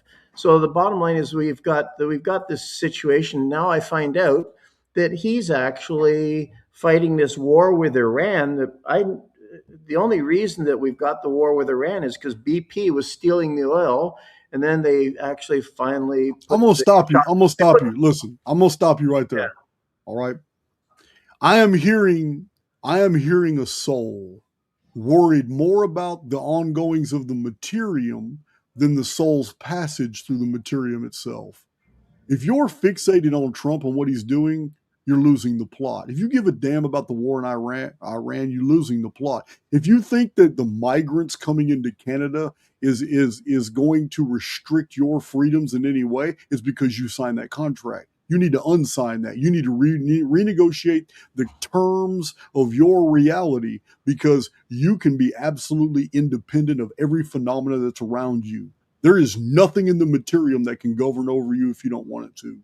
And you can be absolutely free. Even in the future society they're building right now with the universal basic incomes and all that, that's not going to be for everybody. It's going to be for everybody who signs that contract. It's no, man. Listen, I feel what you're saying, but I'm also going to have to stop you right now because I've got 10,000 hours of content across my platforms where I go deep into a lot of the political things and how they just don't matter. And I feel that you're pretty new to my community by virtue through your wife and all that. But some of the things that you're saying shows that you are not well versed on the archaics model as much as you think you are. Because this That's true. baggage this baggage you're bringing into this conversation is easily disposed of. And let me tell you, I get it that your pension's lower than what they're getting, but there's only one decision that can overturn all that for you in the personal. There's nothing in the materium at all that you really even should be worried about. It's that you can actually bring more wealth, more happiness, more freedom, more relationships, and all that stuff. But it's never going to happen. It's never going to happen if you're chasing the dark. I say this all the time. From the very inception of my channel, I had a catchphrase. A lot of people got it early on. Some people have never really understood what it's about. Tread carefully in the dark. I've been saying that for 7 years on YouTube. Tread carefully in the dark. Not because the world's such an evil place, but because of what will happen to you by regarding all of it. So you seem like a really intelligent guy, but you are really moored to the different things in your environment that you think affect you. They really don't. You could reverse that polarity and all this shit would be laughable. And then all of a sudden, it doesn't have to be your pension. Your increase in And wealth could be from somewhere totally in left field. But the problem is something has got you to think that you have to do these things, and you do not. You do not. All you have to do is make the decision that this is not okay. Well, I already stepped Move outside of forward. that. I stepped outside of that by doing my own little thing that, and I appreciate it exactly. And I kind of I'm getting a little bit more what you're saying. It's just that all my life I love history. I do too. History repeats itself. And all I see is basically that society is going in the wrong direction. And I'd like to know how I can help people to influence it. And one of the ways, okay, stop I right really there. push Stop. our cakes because I do like. I get all that. I get all that. But the reason you triggered me just now, because you did. I very rarely censure anybody who's freely sharing their thoughts, but you triggered me. And the reason you triggered me is because what I'm hearing from you is completely antithetical to my message. My message is we are not here to change the world. It is a fixed evil construct. The only thing good about it are the souls that are passing through it. So what I'm hearing from you is that you're in this struggle, which is noble. It's the noble ideal that we want to make the world a better place. We want to do this. There's never been a golden age. There has never been a time in the history of the world that people weren't effing each other off. Never. There's never been a time when those who had a whole lot weren't still stealing from those who didn't have anything. There's never been a time in history where the world was right. No, never. So I've never pushed the "we're here to save the world" bullshit, and I don't tolerate it from other like truthers, other people in the community. A lot of those people have never been invited to my channel. I don't want to talk to them on their channel because they are enmeshed in a struggle that doesn't even belong to them. Doesn't even belong to them. You're not here to save the world.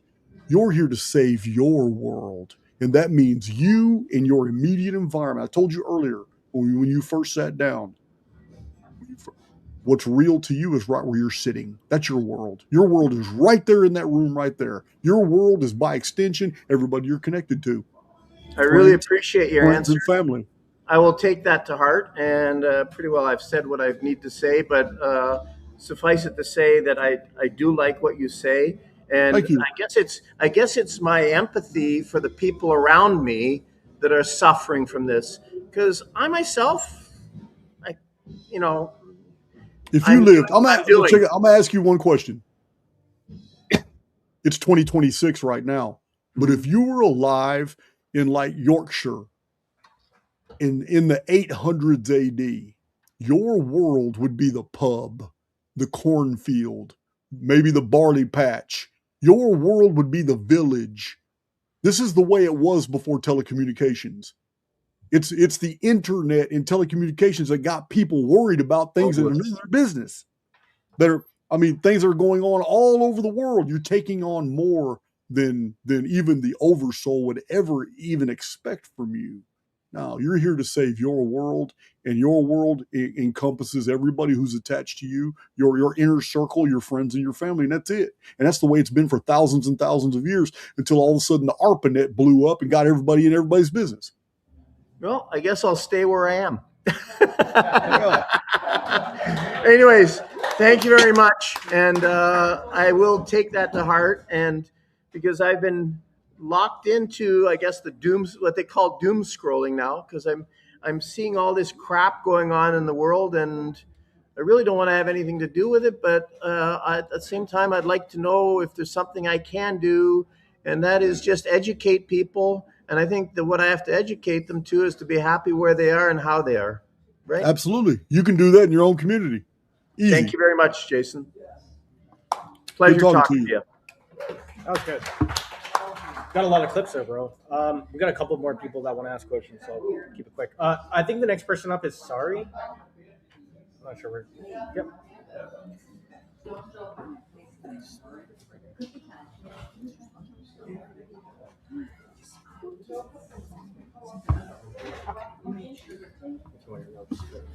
Okay, thank you.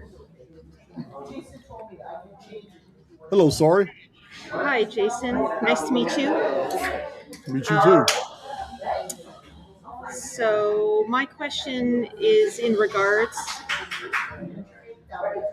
My question is in regards to the systemic collapse that you've been talking about, 2027, 2028.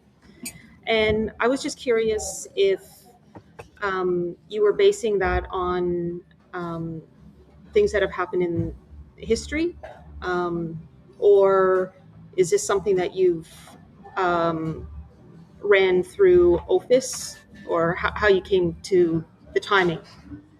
Huh. Okay. Well, you know what? It's a good question. And yes, we have run it through. Uh, you know that in my early years, the isometric projections was the thing I like to show, like the 1902 chart showing how the Civil War and World War II unfolded exactly. You know, going in two different directions. Uh, I show the 1998 as an epicentral year for many events. Like I showed Trump's life, all the things leading up to him becoming president were already foreshadowed, and all the things leading up to 1998. And then after 1998, if you'd just looked at this chart, you would realize, oh, okay, he was going to be president.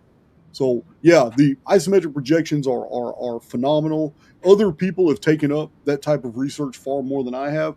But there's two different data points concerning 2028. Yeah, so yes, these events will begin in 2027. But you're familiar with my Olympic ritual seals, the breaking of the seals every 4 years.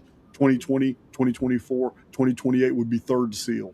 So we've seen the first and second seals unfold amazingly. Yeah, it's almost scary. So when we say systemic collapse, we're not talking about we're not talking about a total end of everything. We're talking about the collapse of the present system that we've all known all of our lives into something different. So if we're going to analyze 2027, this coming year, there are things that we have to take into perspective. So using 1998 as the epicentral year, yeah, we've looked at it. So it brings us to 1969, the year of the great NASA psyop of putting men on the moon. That would be directly connected to 2027 in the fact that NASA is about to engage another psyop. They're about to send some people out in space. It's a huge program called, I can't remember the name, the Artemis program. The first one was Apollo. Apollo's sister is Artemis. The Artemis program is scheduled for next year. It parallels 1969. So it too is going to be a huge psyop. I don't know what they plan on doing, but they're going to send some people up into space according to them. But it's going to be total psyop. Now, yes, 2027 is going to see a huge change. If we're looking at the field correctly through isometric projections, and I believe we are, we cannot ignore the fact that in 1969, the internet as we know it was invented. It was first called the ARPANET. The ARPANET was military in origin, Department of Defense, and these are the things, packet switch. Though some of you coders know what I'm talking about, but packet switching, its core principle of internet communication, decentralized networking, all this was invented in 1969. Let's see, the foundation for email was invented in 1969. Websites were invented in 1969. Digital data package exchanges, these were invented in 1969. So much was done in 1969 with the advent of the ARPANET. The very first message of the ARPANET, I think, was from Stanford to Harvard, or it was two universities, but it was a military program.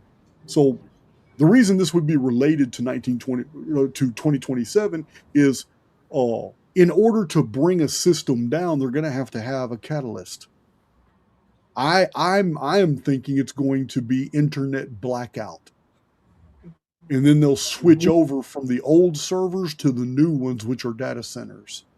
So in whatever role they're going to play, it's going to be a totally new system. The old ARPANET system of emails and packet switching and all that, it's all going to be done. But we're going to move into a whole new type of information processing. So this is connected to 1969. Also in 1969, Unix, computer language, Unix, Bell Labs created that. That was 1969. This is the foundation for Linux systems. Apple, the old Durango systems, Microsoft systems, all your, iPads, all that. Android, this is the origin of Android, Unix. This all invented in 1969, which is directly connected to 2027. What else?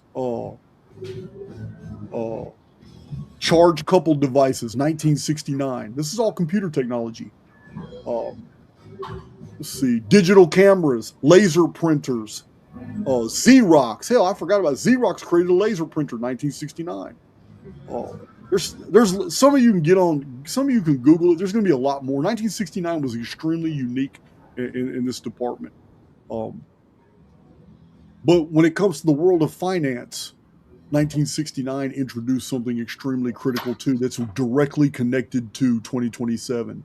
It is the invention of the ATM machine where people could actually go get cash in real time instead of going to the bank and asking for it and having to sign for your cash. ATMs came out in 1969. Also, a little known event in 1969 was an underground bunker was built. Now, by 1969, there were already hundreds of them. Cheyenne Mountain, Mount Weather, all that stuff was already done. The underground facilities were already done. But there was one that very, very few people were ever notified. This shit was kept from the public sector for years. But in 1969, a fortress was built underneath the United States for the Federal Reserve. And in that fortress, this was only for the Federal Reserve. It wasn't even a military compound, but it's in Culpeper, Virginia in 1969. And it stores hundreds of millions of $1, $2, $5, $10, $20, and $100 bills in case of a future reset. So in case there is a massive disaster in the United States, all we have to do is go underneath Culpeper, Virginia, and we can flood the United States with currency in a day. That's the whole reason for the facility. It's a Federal Reserve facility. It was built in 1969. So the reason it's connected to 2027, not just isometrically, but it's connected, it's conceptually to currency, new currency, or a absolute boost in Western currencies. So, the facility was a part of the United States continuity of government facility when it was building underground facilities in the event there was going to be some type of disaster in the future. They wanted to be able to put money into people's hands almost instantly to get the economy going back. Right? I mean, as soon as whatever happened. So, yeah, think about it. That currency still exists. It's still down there. It's still ready to be spread out all over the place. So, anyway, that's pretty much all I can really just recall. That's 2027 seems to be a key year. It may be when, if we put all these things together like we do in isometric projections, we itemize all the things for 1 year and another year and show how they're geometrically connected. So if I was to put all those things together, I would say that yes, 2027 seems to be a year where they're going to introduce a new economy or a new phase of the economy. And whatever this new economy is, it's going to be intrinsically connected to a new internet. Okay, that's great. Thank you. No, do you have more questions? I have, one. She's been waiting patiently. Yeah. I just have one quick question. Sure. I think you brought this up. I don't know. It's been 2, 3, maybe 4 years ago. You mentioned that you were going to try and get your hands on a book called Galvela, and The Kalevala, the Finnish. Oh yeah. I have it in my library. Oh, okay, great. I was just wondering if you've gotten a chance to read it. And I started it, and 2 things about that book. One, is hard to get into. It's not like an old cosmology or anything like that. It's hard to get into. And two, I have a penchant for ancient texts, not newer writings that were recently penned. And I know it's based off ancient principles and beliefs and oral traditions, but it is a relatively new text. So I just I haven't made time to sit there and go through it. He has older videos about it. If you type in the Streamlit. I did talk about it. I did go into it, but Oh, okay, okay. That's what I know. I'll look them up. Okay, that's great. Thank you, Jason. That's a good you're question. welcome. We're gonna bring up someone else, but it's weird or funny that you said the moon landing, because the moon landing happened on the 1969 on the 201st day of the year, and then everyone already knows event 201, and then what just happened. Dolly Parton dies, and Tim Curry, like Dolly Curry, dollar currency. So I don't know. Yeah, I've been Maybe I'm a seeing conspiracy theorist, but I've been seeing some of those associations too, man. It's But hey, remember before Dolly died though, Hayden Panettiere died, and you remember her? You remember the significance about her? She No. came out in 2008 in the show called Heroes, where people were young adults suddenly came up with these miraculous badass X-Men type powers. Remember? Paper canopy powers. I just started watching it with the Eclipse.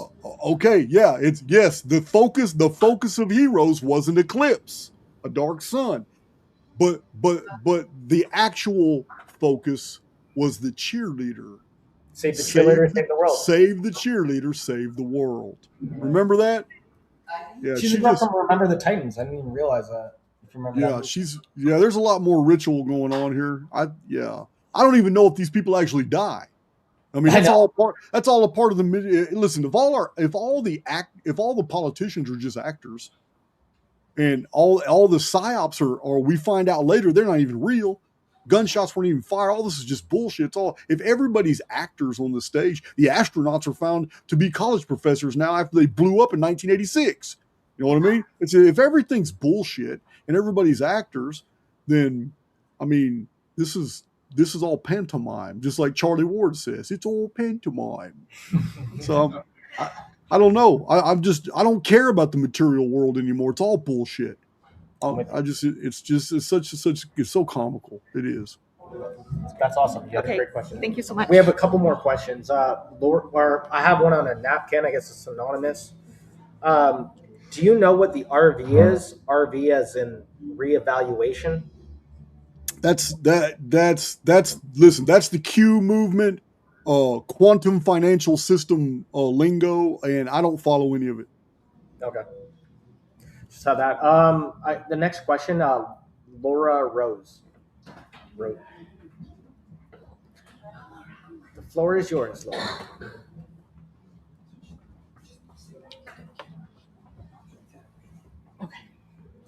Hey, Jason. How you doing? Good, you? Pretty good. The alchemy pictures from the Masons, they have an arch with the 69 at the top. Does that have anything to do with it? An arch with a 69. Well, 69 is half of 138. But I don't know what you're asking me. Well, you were just talking about everything that happened in 1969. Oh, okay, my mind had already moved on. I'm sorry. Yeah, absolutely. It very well could be. I mean, when it comes to things Masonic, there's just no telling. I mean, they're so deeply entrenched in every single thing going on. Yeah. Okay, I have a few questions.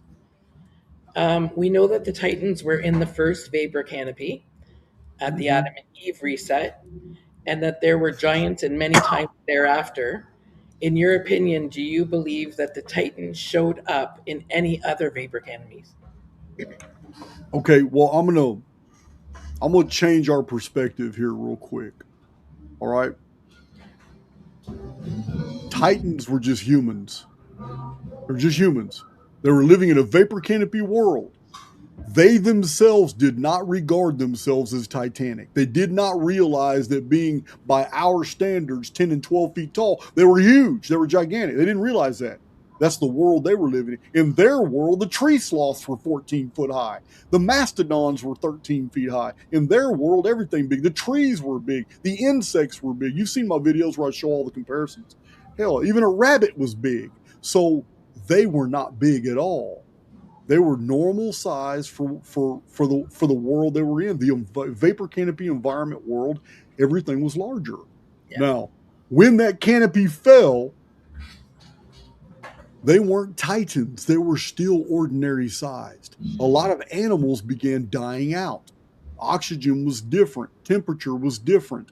Now, the sun was hot as hell. They'd never experienced the sun. Why? Because the mesosphere was in place. You couldn't see the sun. The sky lit up, but there was no sun. So within 20 to 30 years, there was another generation. But this generation, it was very noticeable that humans were smaller. So the first generation were like they were huge, but there were already grandchildren being born too with the second generation. So well into the third generation, you had three types of humans all existing at the exact same time. You had humans that were regarded as titans, and they were blamed. They were literally blamed by the later generations of humans for the end of the previous world. They were the ones that this is how religion came about. They were blamed for the cataclysm that ended that world, that made humans even smaller. Their sons and daughters were giants. They weren't as big as the titans. They were just giants, but they were still gigantic to the third generation, which were normal-sized humans. Normal-sized humans looked upon the giants and the titans. The titans were blamed for the destruction of the old world, and some of them were killed for it. Other ones were banished and sent off. This is the story of the titans, just humans that were rejected by their own offspring. And then the giants, they weren't blamed for the old world because they didn't live in that world, but they were feared. And this is why the very first war in the book of Genesis was a war of genocide. And the very first war in the book of Genesis is normal-sized humans trying to genocide the giants. If you read Genesis chapter 14 and 15, everybody they attacked were cities of giants. They were trying to get them out because they were a threat. They were just too big. So humans had multiplied more. So when you ask me about titans and you ask me about giants, we have to put this into proper perspective. That ecosphere collapsed, so people couldn't grow that big anymore. The third generation blamed the first generation for the collapse of that world, the Eden-type world. So they killed the titans, or they banished them, and some of them escaped. And this is why we have random later giants were found in different areas of the world. And then the giant wars, which first start in Genesis chapter 14 and 15. And then later they're seen in Homer's Odyssey, Homer's Iliad. Ovid talks about them. Hesiod writes about them. Same Cuneighton. All the Greeks and Mediterranean.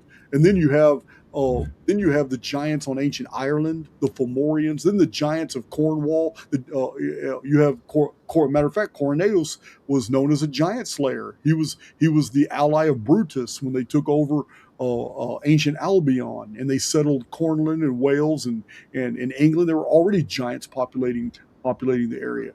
So this is what I have to relate to you when you ask about titans and giants. Yeah, when there was another vapor canopy that came up, did we get titans again? Absolutely. But that's a different scenario now. Yeah. This is a different scenario because now the world is full of normal-sized people. You understand? It's full of normal-sized people. A vapor canopy comes back in 522 AD, and you've seen all the stuff I've shown on my channel. Humans got huge again. So did animals. All kinds of weird reptiles and amphibians just popped up out of nowhere. Parthenogenetic, ecosystem. So hell yeah, they come back, but it's very short-lived because as soon as that canopy collapsed, they're gone again. Yeah. Okay. Thank you. Well, there is one other, Hesiod. You are familiar that Hesiod introduces. All the other ancient writers have a golden age, a silver age, a bronze age, and an iron age. Hesiod is different. Hesiod has the golden age, He has the Silver Age, then he has the Bronze Age. But before he introduces the Iron Age, he says that in the Bronze Age is another age tucked in there, and it was very short-lived, and it was the age of giants and heroes. This is what he said. And when he tucked that in, it's right there at the Trojan War period, which we know was the collapse of the vapor canopy recently. It was 1687 BC. You're familiar with the Ogygian deluge that I talk about a lot? Yeah. That was a 25-year canopy, and that canopy is remembered in both hemispheres. So 25 years is a long time. Remember, every human baby born during that 25-year period grew way larger than the humans that were already alive. And then the canopy collapsed after 25 years. So they remained alive, but humans after the 25 years were also born to normal sizes. So it gave a small window in history where giants and heroes were reintroduced, just like Hesiod said.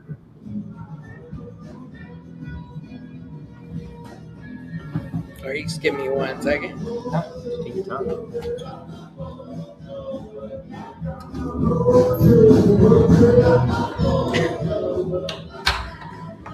Do you think gamma ray saturations could be edits, Nemesis X or Phoenix, or a mix-up combo causing all the chaos? Or could it be possible that different areas have different experiences throughout the world? I think both are true. I don't think one negates the other. Yeah, it's let me explain. Australia has a very unique ecosystem. Some of those plants are not found anywhere in the world. It is a ecosystem of marsupials, which are found almost nowhere else in the world but surrounding areas of Australia.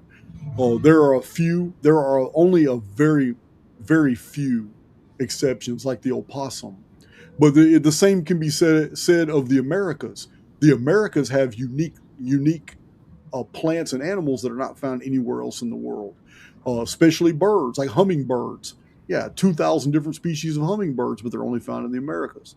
So, yes, I do believe that different areas of the world, just like the Phoenix phenomenon is going to affect Asia. It's not going to affect anything else almost at all. It's going to affect Asia. So if Nemesis X does the same thing, then yes, there are whole areas of the world. What if all the marsupial life forms actually came from Nemesis X? They're here from a tertiary field event, and then something interrupted the tertiary field, and it didn't pull out correctly. So all the life forms that belong with Nemesis X tertiary field didn't leave; they actually stayed here. What if? I mean, you have to understand. A lot of scientists are now on board with panspermia because they still think that living life forms are being delivered by meteorites from other galaxies and all that. That's what panspermia is, but it's not true. It's tertiary fields are delivering life forms, and it's tertiary fields that are acting that are the trigger for parthenogenesis. This is what's really happening to our world, which changes our world from being a planet to being more like a terrarium. And when the terrarium is overlaid with the terrarium of a different environment, there is an exchange of species and plant life between it. Look at the Voynich manuscript. The Voynich manuscript is like direct evidence of somebody who was in a tertiary field period and literally wrote and drew everything he saw before it collapsed. So, yeah, I don't want to think in terms of the whole world experiencing all these changes because that's not the evidence that we have. I only have 4 cataclysms in all my chronological research. I've only got 4 cataclysms that affected the whole world. Everything else was hemispheric. Okay. This is my last one. I can't believe you didn't ask me already. She's prepared. I'm fascinated with the pyramid and how it shows different timelines throughout. I'm still very curious if there is any secrets to the tunnel that is blocked directly in front of the Queen's chamber to the exit. Have you any thoughts on this, or maybe checked out the math? Well, I can probably find the math. I have all of engineer David Davidson's charts. So does Riyadh. He's got those charts too. He sent me the book. Yeah, I know he's got those charts too. I can actually probably look at the charts and probably figure out what that distance was, but nobody measured it because that tunnel hasn't been opened. Oh, Well, Petrie never did it. Petrie, no one. Petrie didn't even know it was there. Oh, Yeah, Petrie had no idea that tunnel was that there was an entrance there. That it's perfectly plain. It's absolutely hidden. And so we're gonna have to be very careful with Great Pyramid research and revelations. I'm going to tell you why. It's already started on YouTube. There's already AI channels that are using AI math and going through the pyramid and giving all kinds of false theories and all kinds of bullshit about the Great Pyramid and saying that AI has analyzed the Great Pyramid and we now know this to be, it's all bullshit. AI is only going to produce the information that you input. AI can be made to say anything. And right now, I'm so unimpressed with AI because it still pushes all the narratives. It still talks as Ice Age as fact. It still talks about dinosaurs being 95 million years ago. AI is already pre-programmed to follow the narratives. Therefore, it's distrustful to me. except when it talks to you. Well, no, when I use the AI for like the Jesus deal, I set the parameters on it. I told them, hey, I don't want to hear any doctrine. I don't want to hear any what any books have published. I just want to know common sense. Does this text say this? Did this person exist at this time? That's all I asked AI. I backed it into a corner and went all the way through it. And that's what you have to do. You have to do. But these AI YouTube channels, they're getting out of control. We analyzed Stonehenge. Oh my God, look what we found. Look what AI concludes about Stonehenge. It's all bullshit. It's all. So we're going to be seeing a lot more of this shit. Well, if the pyramid is a machine, do you think that it's possibly activated as an accident point or a tertiary field?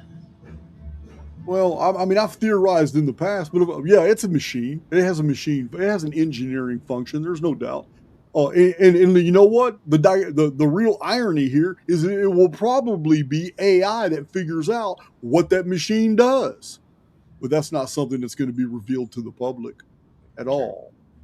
But yeah, I don't really know what it does. But I just don't know what its engineering function would be. There's like what is it, Land of Kemet? He's got this idea that in ancient times it was designed to produce chemicals and all that, and that could be true. Paul Cook went there and you can see all the conduits that were laid out and covered with flagstones where there was ancient piping. So fluids were going through and doing stuff. It has an engineering function. I'll never deny that. But I'm also never going to ignore that engineering function is ancillary to a primary function, which concerns its arithmetic, because no engineering function is ever going to be able to solve for us the riddle as to why that thing is patterned in the number 138 and in multiple dimensions of arithmetic. Until somebody brings an answer to the table on that, its engineering function was ancillary. Did you ever notice that your looping number, 2178 minus 2040 is 138? Yeah, I did notice that. I noticed that. No, I noticed that because on all my charts, I have 2040 as being 138 years to 2178. That's what makes that. Listen. That's true. Listen. That's what makes this profound. It's a mind fuck. That's Yeah. why there are no scientists, there are no mathematicians that have touched the archaics research. How are they going to process that? How do you take 58 centuries of data showing every 138 years the same phenomenon in different degrees of magnitude happening in different areas of the world? How do you take that data set and then keep it separate from the immortal looping number of 2178? When I ran that through AI, Grok AI, when I ran the 2178, how is this possible? The numbers 1 through 9999, and I taught Grok how to do it. Just subtract it from its reflection. And Grok did it, put it all out, and says this is one of the most incredible, those paradigm-shattering mathematical discoveries ever. And Grok can't figure out why nobody's on it yet. Can't even believe it. So I ran it through.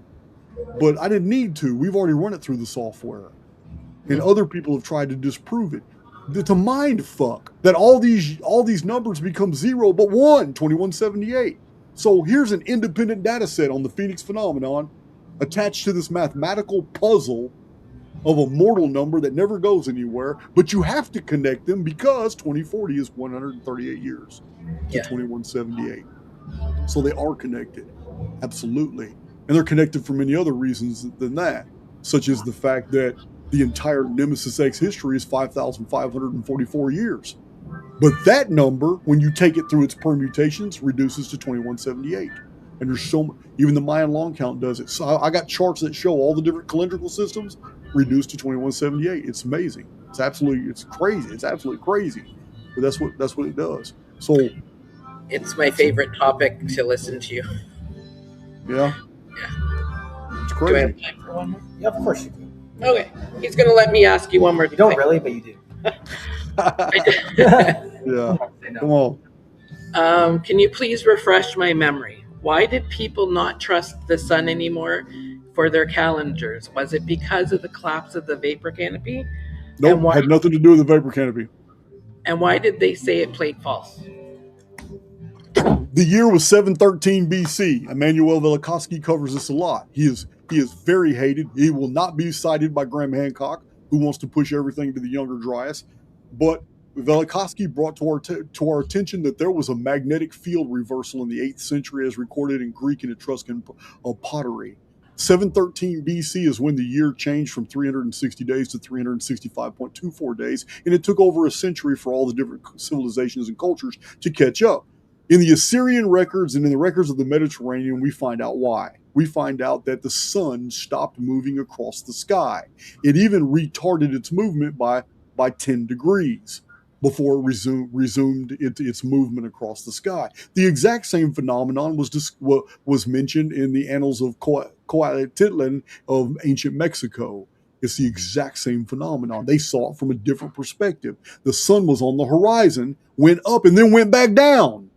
So this is Velikovsky goes into great detail in his series of books on this phenomenon and shows the ancient records where during this weird solar anomaly, so many weird things happened all over the world. But the main thing that happened was that the moon changed position. It literally just shot northward, and it was totally off the ecliptic.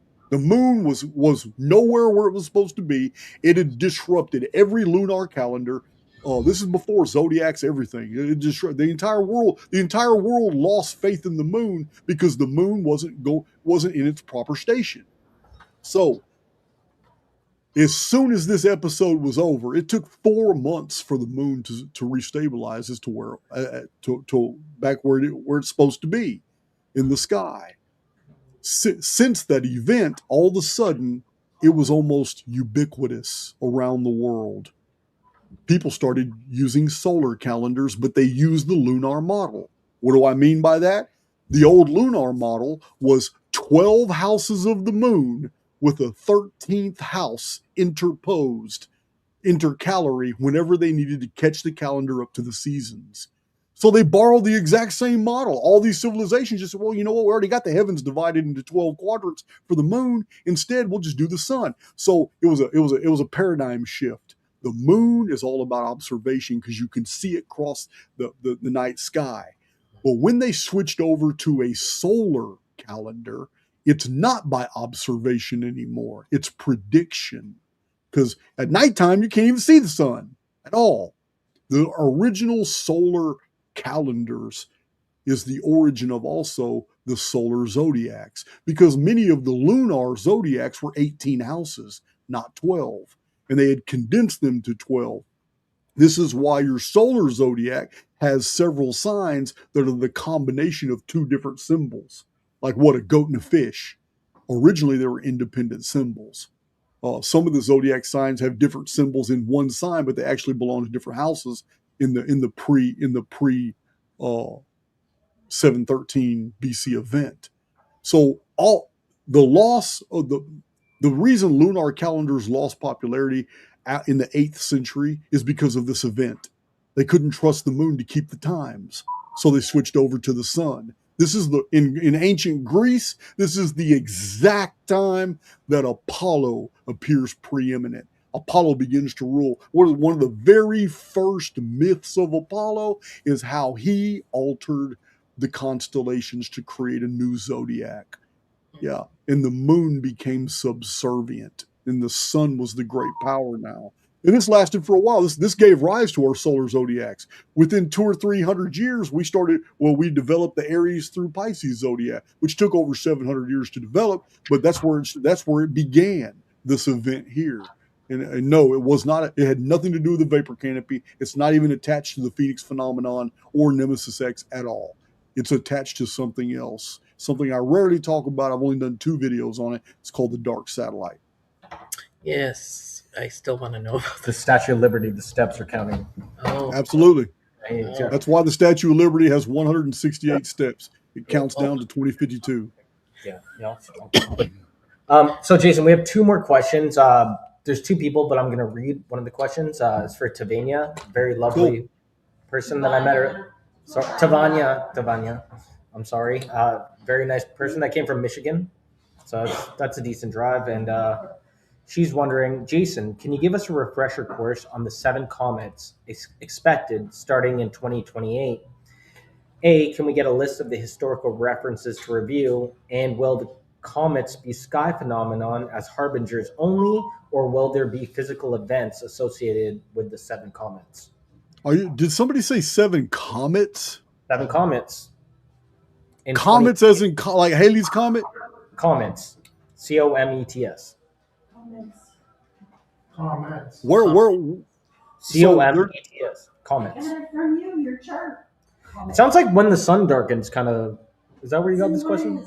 The only reference I have to 7 comets is the 7 comets over Europe with the Great Black Comet of 1314 AD. It started in 1290 AD began a period called the 7 comets over Europe.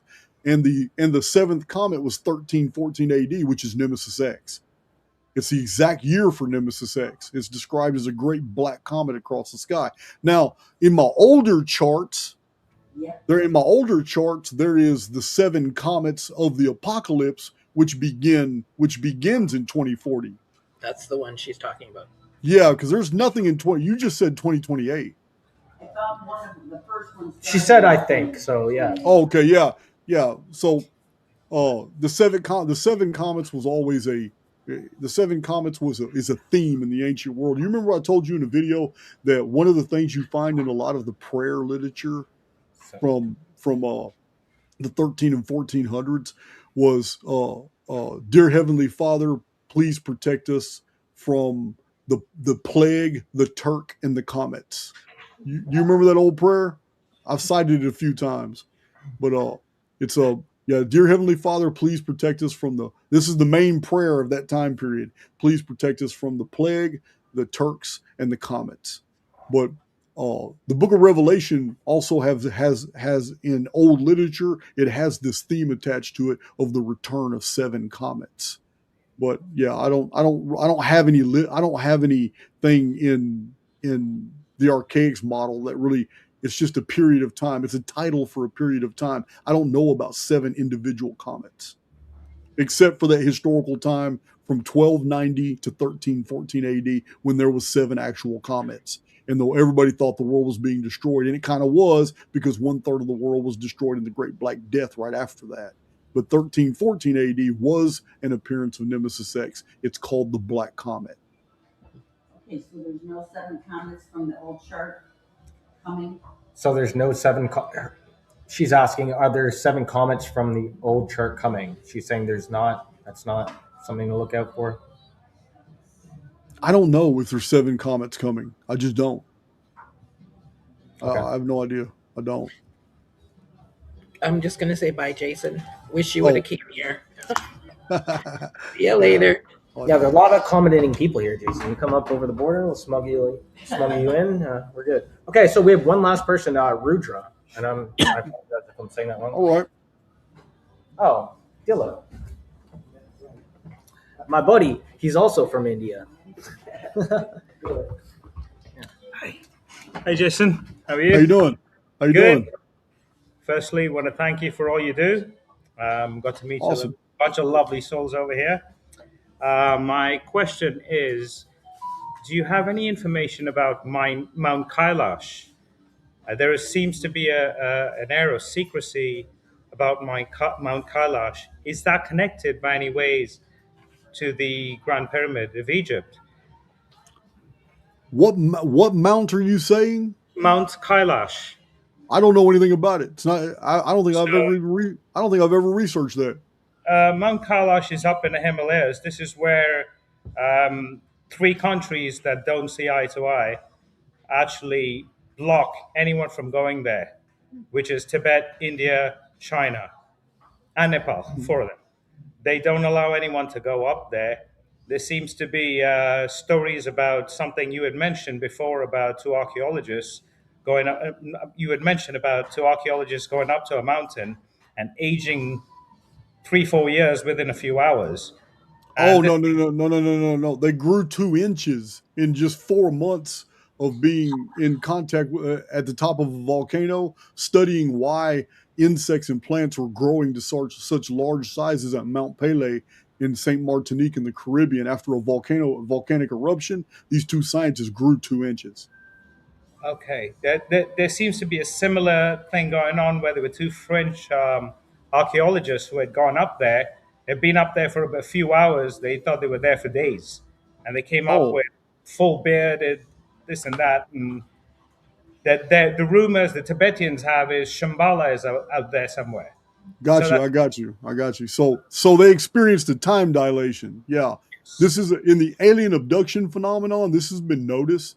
Notice when females, once they're being debriefed and they're talking about their experience and they claim they've been abducted, uh, the researchers noticed that these girls were talking about they just came back from a party, and they asked them, well, before the party, did you get ready? And yeah, I got the fingernails clipped, toenails with pedicure, got my hair done, did all kinds of things.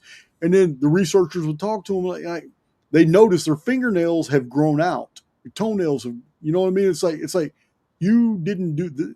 It's wherever you went, you must have been there a week or two, because they thought they were only gone for a few minutes or whisked away, and they, just really weird time dilation shit. Where, oh, so yeah, that's a lot. Like Jacques Vallée, he does a lot of research into this. There's a bunch of good stuff from the 60s and 70s. A lot of books about time dilations.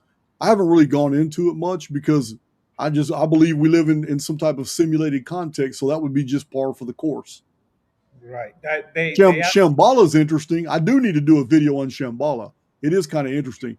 Shambhala and Agartha, that area of the world actually being a gate to the underworld. Yes, as a matter of fact, they say that when Mount Kailash, when the actual snow caps melt, it's a pyramid. I'll be damned. Well, that would be a very big pyramid then.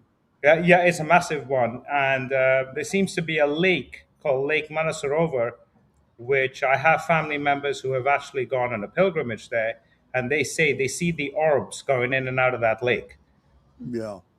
and they see it. I mean, there's thousands of people who have seen, and even till today, you see it. Yeah. The orbs are everywhere. I got videos on those showing orbs. For almost every phenomenon that ever happens, orbs are attached to it. Yeah, absolutely. Yeah, I just want to run that by you just to see if you had any information on that, just because it seems to be a real secretive topic. I'd never heard of that at all. But yeah, no, thank you for your time though, Jason. Yeah, it's nothing to me. You guys are the ones that traveled. I'm just sitting right here at home, comfortable. Yeah. Awesome. Thank you, Jay. Thank you. All righty. You have Trevor Lee. Trevor Lee have? Trevor? Yeah. Trevor Lee? Oh, here he is. One more question. Sorry, I miscalculated that. Trevor.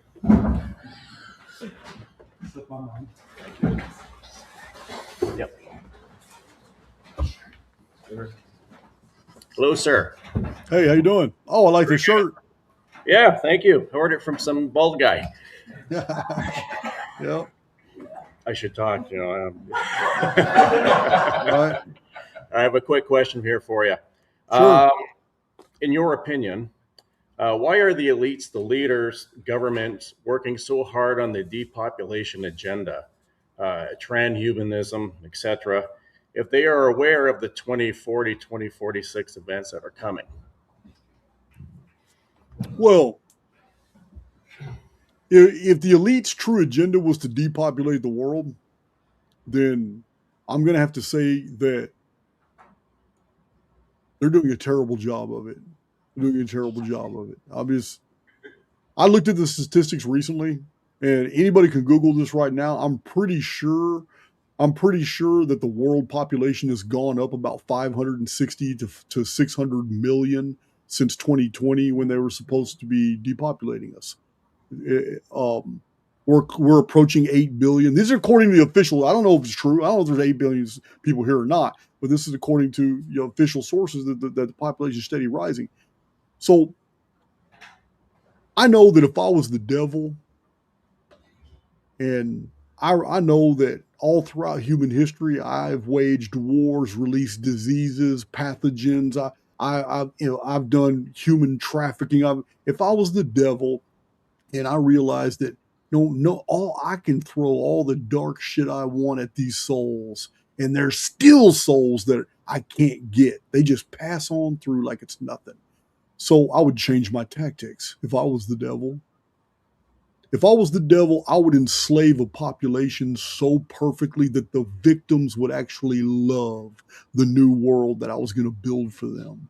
If I was the devil, I would have my PR campaigners out there making sure that the whole world thought that the world's about to fall apart. It's about to get dark and evil. There's no hope whatsoever. But at the same time, I'm about to secretly unfold a paradigm that is going to shock people into wanting to participate and to sign that contract. If I was the devil, I would have people already in position to basically besmirch and just flood social media with all kinds of opinion pieces talking about how fucking crazy these people are for not even wanting to enjoy this new system, this new world that I was going to put out. If I was the devil, I would change my tactics and I would create a utopia. I would create one that was so convincing that almost everybody would buy into it. This is what I would do. And I'm not the devil at all, but I do buy into this model. I think this is exactly what's going on. I think that the changes that are coming are going to catch people flat-footed. Everybody thinks everything's going dark, and it's not. Even the horseman, even the third horseman with the scales it's not the symbol you think it is. We have been trained our senses have been edited to the point we're trained to think in terms of Judeo-Christian programming. And when people see that dark horseman and he's holding those black scales and all, it does not mean what you think it means. That is the nemesis symbol. The most ancient symbol of nemesis was the scales. Nemesis is the one that brings balance. It's like the Force in Star Wars. So I'm seeing the scales have a different meaning. Remember, these are spiritual things. The scales have a different meaning. That what's wanting is going to be holiness. What's wanting is going to be spirituality. Right now, as the world as it is right now, creates spiritually empowered individuals. This evil, nefarious, no good, enslaving, contract-based reality actually creates beautiful souls who figure everything out and pass on through. That's what it does. But the world that's being prepared is going to be far more difficult because all the pleasures are going to be there. All the pacifist activities, every delusion and every distraction is going to be available, and people are going to love it. And those scales are going to be famine, but it's not a material famine; it's a spiritual famine. If I was the devil, that's exactly what I would do, because if I was the devil, everybody already steeped in dungeon programming, I've already got them. Why do I need to create more diseases? Why do I need to create more fake cures? Why do I need to induce more conflicts? I've already got them in dungeon programming. No, I need to get the ones that just keep slipping through the cracks. And if 58 centuries of what I've been doing isn't working, then I'm gonna switch the playbook. It's the best answer I can give you, man. Sounds good. All right. I'm looking forward to another 500 videos. So, Yeah, man. thank you. All right. Thank you very much. All right. That was a great question. I don't know if anybody here has any questions. I'm out on the list.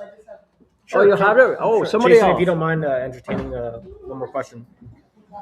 I worked up some energy. There you go. No, confidence. Is that what it's called?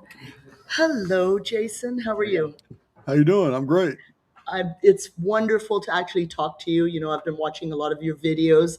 Some of them didn't make sense at first, but I watched them again and again as my understanding improved. Then I could, absorb the information.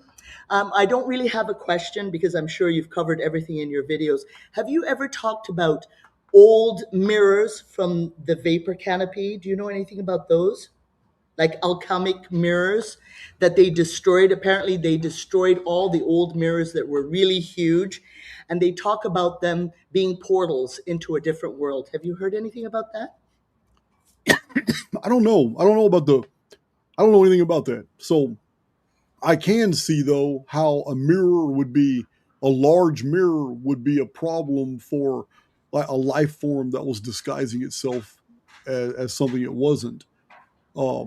Because the disguise would be good for a direct on appearance, somebody optically looking at them dead on. But a mirror, a reflection, that the creature trying to disguise itself isn't going to be able to get the disguise from every angle. Mirrors would be a problem. So I'm talking about David Icke's version of shape changers, if those are true. Like in the song that we talk about here in Archaics, by Shriekback, Black Nemesis, where it shows the guys singing the song are wearing those blurry faces like they're shape changers.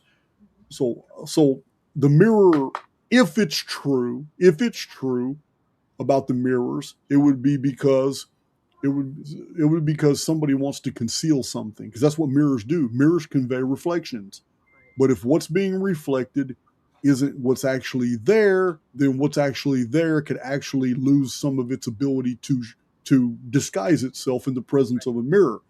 So I'm just pretending that what you're saying is real. You understand? Right. I don't know yet. I don't know if that's the Sure. but I do know that I can connect it to folklore. European folklore literally there are traditions that vampires, which are shape changers, that a vampire can only be truly revealed by looking at it through a mirror. So you won't know it's a vampire looking at it straight on, but if you looked at them through a mirror reflection, you would be able to see the evidence that that person's not really human. That's an old tradition. Maybe it has some merit. I don't know. Right. They used to cover the mirrors every evening. Apparently, it would only be at nighttime when you could see something in the mirror that wasn't actually there. And they would cover, and lots of very well-educated people would cover mirrors. And I know I was born in West Africa, and they had a thing about mirrors. So you're talking about a mirror actually being a portal to another dimension. That's right. That's right. Okay. And that they would be so big in the room, and that at a certain time when the sun was down, the mirrors looked so real that you could actually see through them. And people have talked about things on the other side of the mirror, people that they would see, and the person would look at them. And there's a story about two men looking at each other, but their time difference.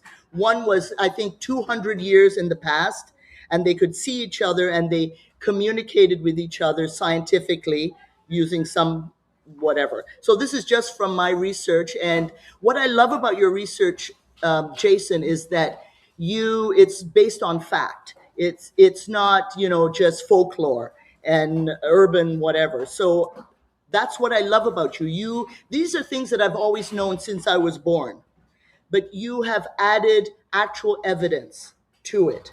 And I just want to say, honestly, when you talk about the spiritual part of us and overcoming this reality, it brings tears to my eyes. I absolutely love it. That is the message that people need. It's not for everybody. Not everybody can understand this message. And I just honestly, I want to thank you so much for helping my soul come together. And even this gathering, I can watch you anytime on YouTube, and I watch all your videos all the time. But I literally came here to meet all of you guys. And thank you, Jason, for bringing everybody together. I just want to say, Awesome. thank you. And that's all I want to say. If you want to do a video on mirrors, we would love it. Your research is awesome. And I hope to meet you one day, and take good care of yourself. And last thing, I'm sorry to be personal, I'm very glad Dawn is out of your life. You got personal, didn't you? Yeah. Honestly, Jason, I did not like her for you at all. And you, sweetie, you need to be protected. Don't let anybody into only the good people. Face Diaper, I love Face Diaper. Wherever he is. Face Diaper. Yes, Face Diaper is awesome. Anyway, Jason, take care. Thank you so much. Love ya. Bye-bye. I just got to keep wit out of my bourbon cabinet. There you go. There you go. All right, just here. I'm going to turn their camera around so you can see everybody. All righty, all good. Everyone say hi. We got some great food here too. Awesome. Some turn around. Turn around. You got to say hi. Yeah, it's good All shit. right. It's a great group here. Everyone's been awesome. So thank you so much, Jason. And well, I hope a few of y'all end up in San Diego. We're gonna have some fun. I'm sure some of them will. And Joseph, who set this all up. Thank you, Jason. Shout out Joseph. And thanks, Joseph, man. He all did right, it. Say Joseph came to the Houston meetup. He told me he was going to do this. He did it. There you go. All right, man. We'll catch you later. All right, bro. Later. Peace. Well, it was fun. Yeah. I guess Canadians can't be any weirder than the rest of us. Let's see. Get rid of that. Oh, towards the tail end there, I can't go through all my chat. I saw Funky Prepper popped up in the chat. I don't know what's going on, guys. I just recently found out about it. I talked to you guys about it the other day. Looks like he's going through some shit. If anybody could go through that, though, it's Funky Prepper. But I will definitely repost that on X and reach out to him, see what's going on.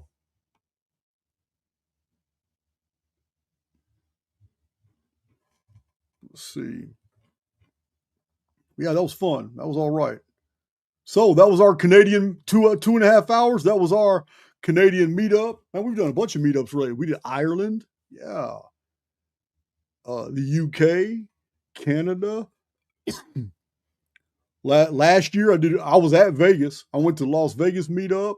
Before that was a Houston meetup. Before that, I know I've been to Tampa, Virginia Beach, Asheville. I've done some small little meetups like in New Mexico and traveling different places. I've lost track. Fort Worth, the very first one. Yeah, Fort Worth. I've done 5 or 6 Houston meetups. But yeah, San Diego's going to be fun. San Diego's going to be great.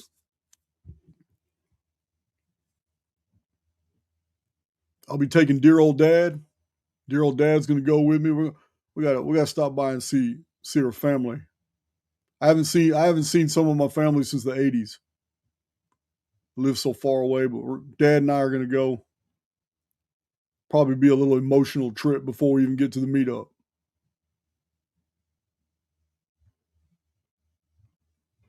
Yeah, man. So let's see, 2.5 hours. I'm tired of talking to you guys.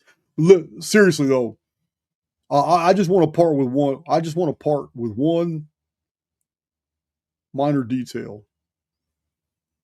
Yeah. Archaics is about cataclysmic history. But all of that is in the construct. It's all background programming. And it's fixed. That's why it's so easy to prove. It's fixed. But your life's not fixed, because there's a huge difference between the personal and the collective. Huge difference. The collective background programming is a bunch of fixed protocols that never change. It's programming. We all agree that if we put our hand in a fire, we're going to feel pain. We all agree that if we put wood in a fire, it's going to burn. We all agree that if we jump, we're going to come back down. We all agree on many things. These are axioms. Because they're axiomatic, they never change. They are true for every single one of us. And because there are truths that apply to everybody in the construct, then that means there is programming that is fixed. But you know what wasn't fixed? What wasn't fixed was the other day, when I made a series of really fast transactions without really paying attention, and it almost collapsed me, and I just refused to contract with that. I refuse to allow that to dictate the terms of my existence. I did away with it. I refused it. I said, that's not true for me. This is not true. I got things to do tomorrow. I got things I got to pay for. This is not true. And a miracle happened overnight. It was a miracle too, for real. So I'm just telling you guys, everybody can do it. Doesn't matter what your condition is. Doesn't matter what's going on in your personal life right now. Your personal life right now is nothing but the result of past contracts. You have signed contracts by tacit agreement that things are the way they are because whatever. You did that.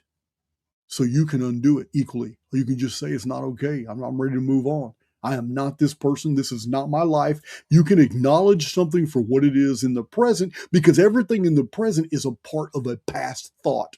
Everything you experience right now in real time is because somebody thought it in the past, whether it's you or the collective or someone else. It doesn't matter. So that means everything that you can perceive is the result of something that's already passed. Therefore, you can think about it. You can have an emotion about it. It doesn't matter. None of this shit matters. What matters is what you do with that data. Are you going to buy into it and then go ahead and perpetuate that shit? So tomorrow's going to be just as bad as today, or are you going to do something about it? Yeah, I don't believe in the manifestation techniques and all that bullshit no more. No, you make a decision. Yeah, we're gods in the making. You make that decision. The construct, this beautiful reality, this beautiful field created by the Oversoul has one function. And it doesn't matter if you're a billionaire or if you're a pauper.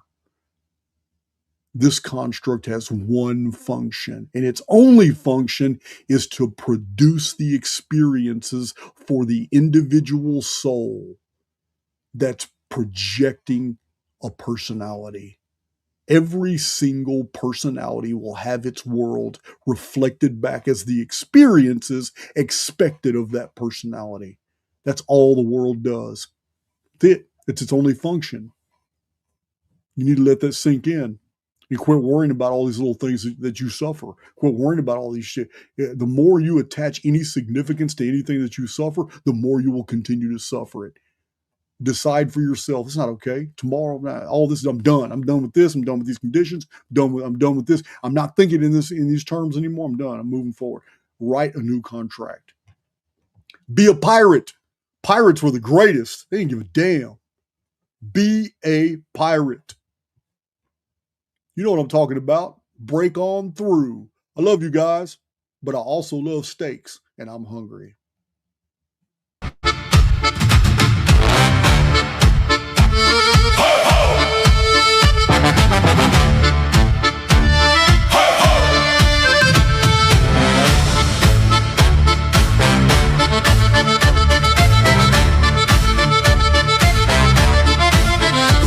The bark of a million years, me lads, through tertiary fogs that swallow the stars.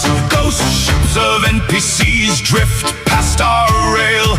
Hollow crews with painted eyes, no souls to hail. Their lanterns flicker with scripted lies. Currents pull us where the old world dies.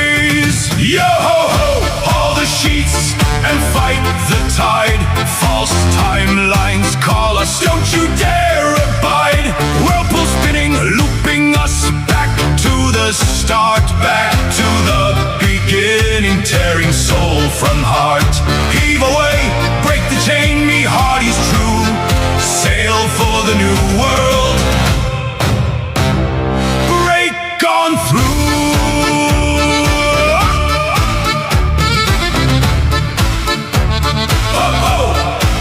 Those phantom hulls creak with empty decks, NPC voices echo of lives we never lived. Currents twist like ropes around the keel, dragging dreamers into timelines unreal. The fog grows thick, the compass spins a wild. One wrong turn and the sim has us beguiled. Yo ho ho, haul the sheets and fight the tide.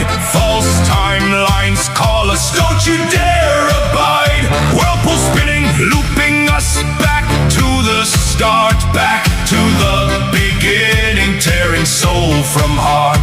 Heave away, break the chain, me heart is true. Sail for the new world, break on through.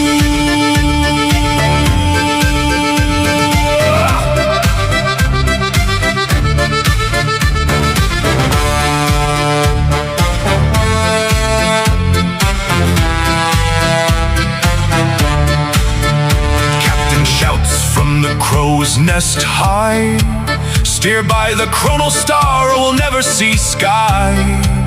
We cut the ropes that the currents have spun. Ghost ships fade as the real world's begun. No more loops, no more fog so gray. We ride the bark to the break of day. One last whirlpool,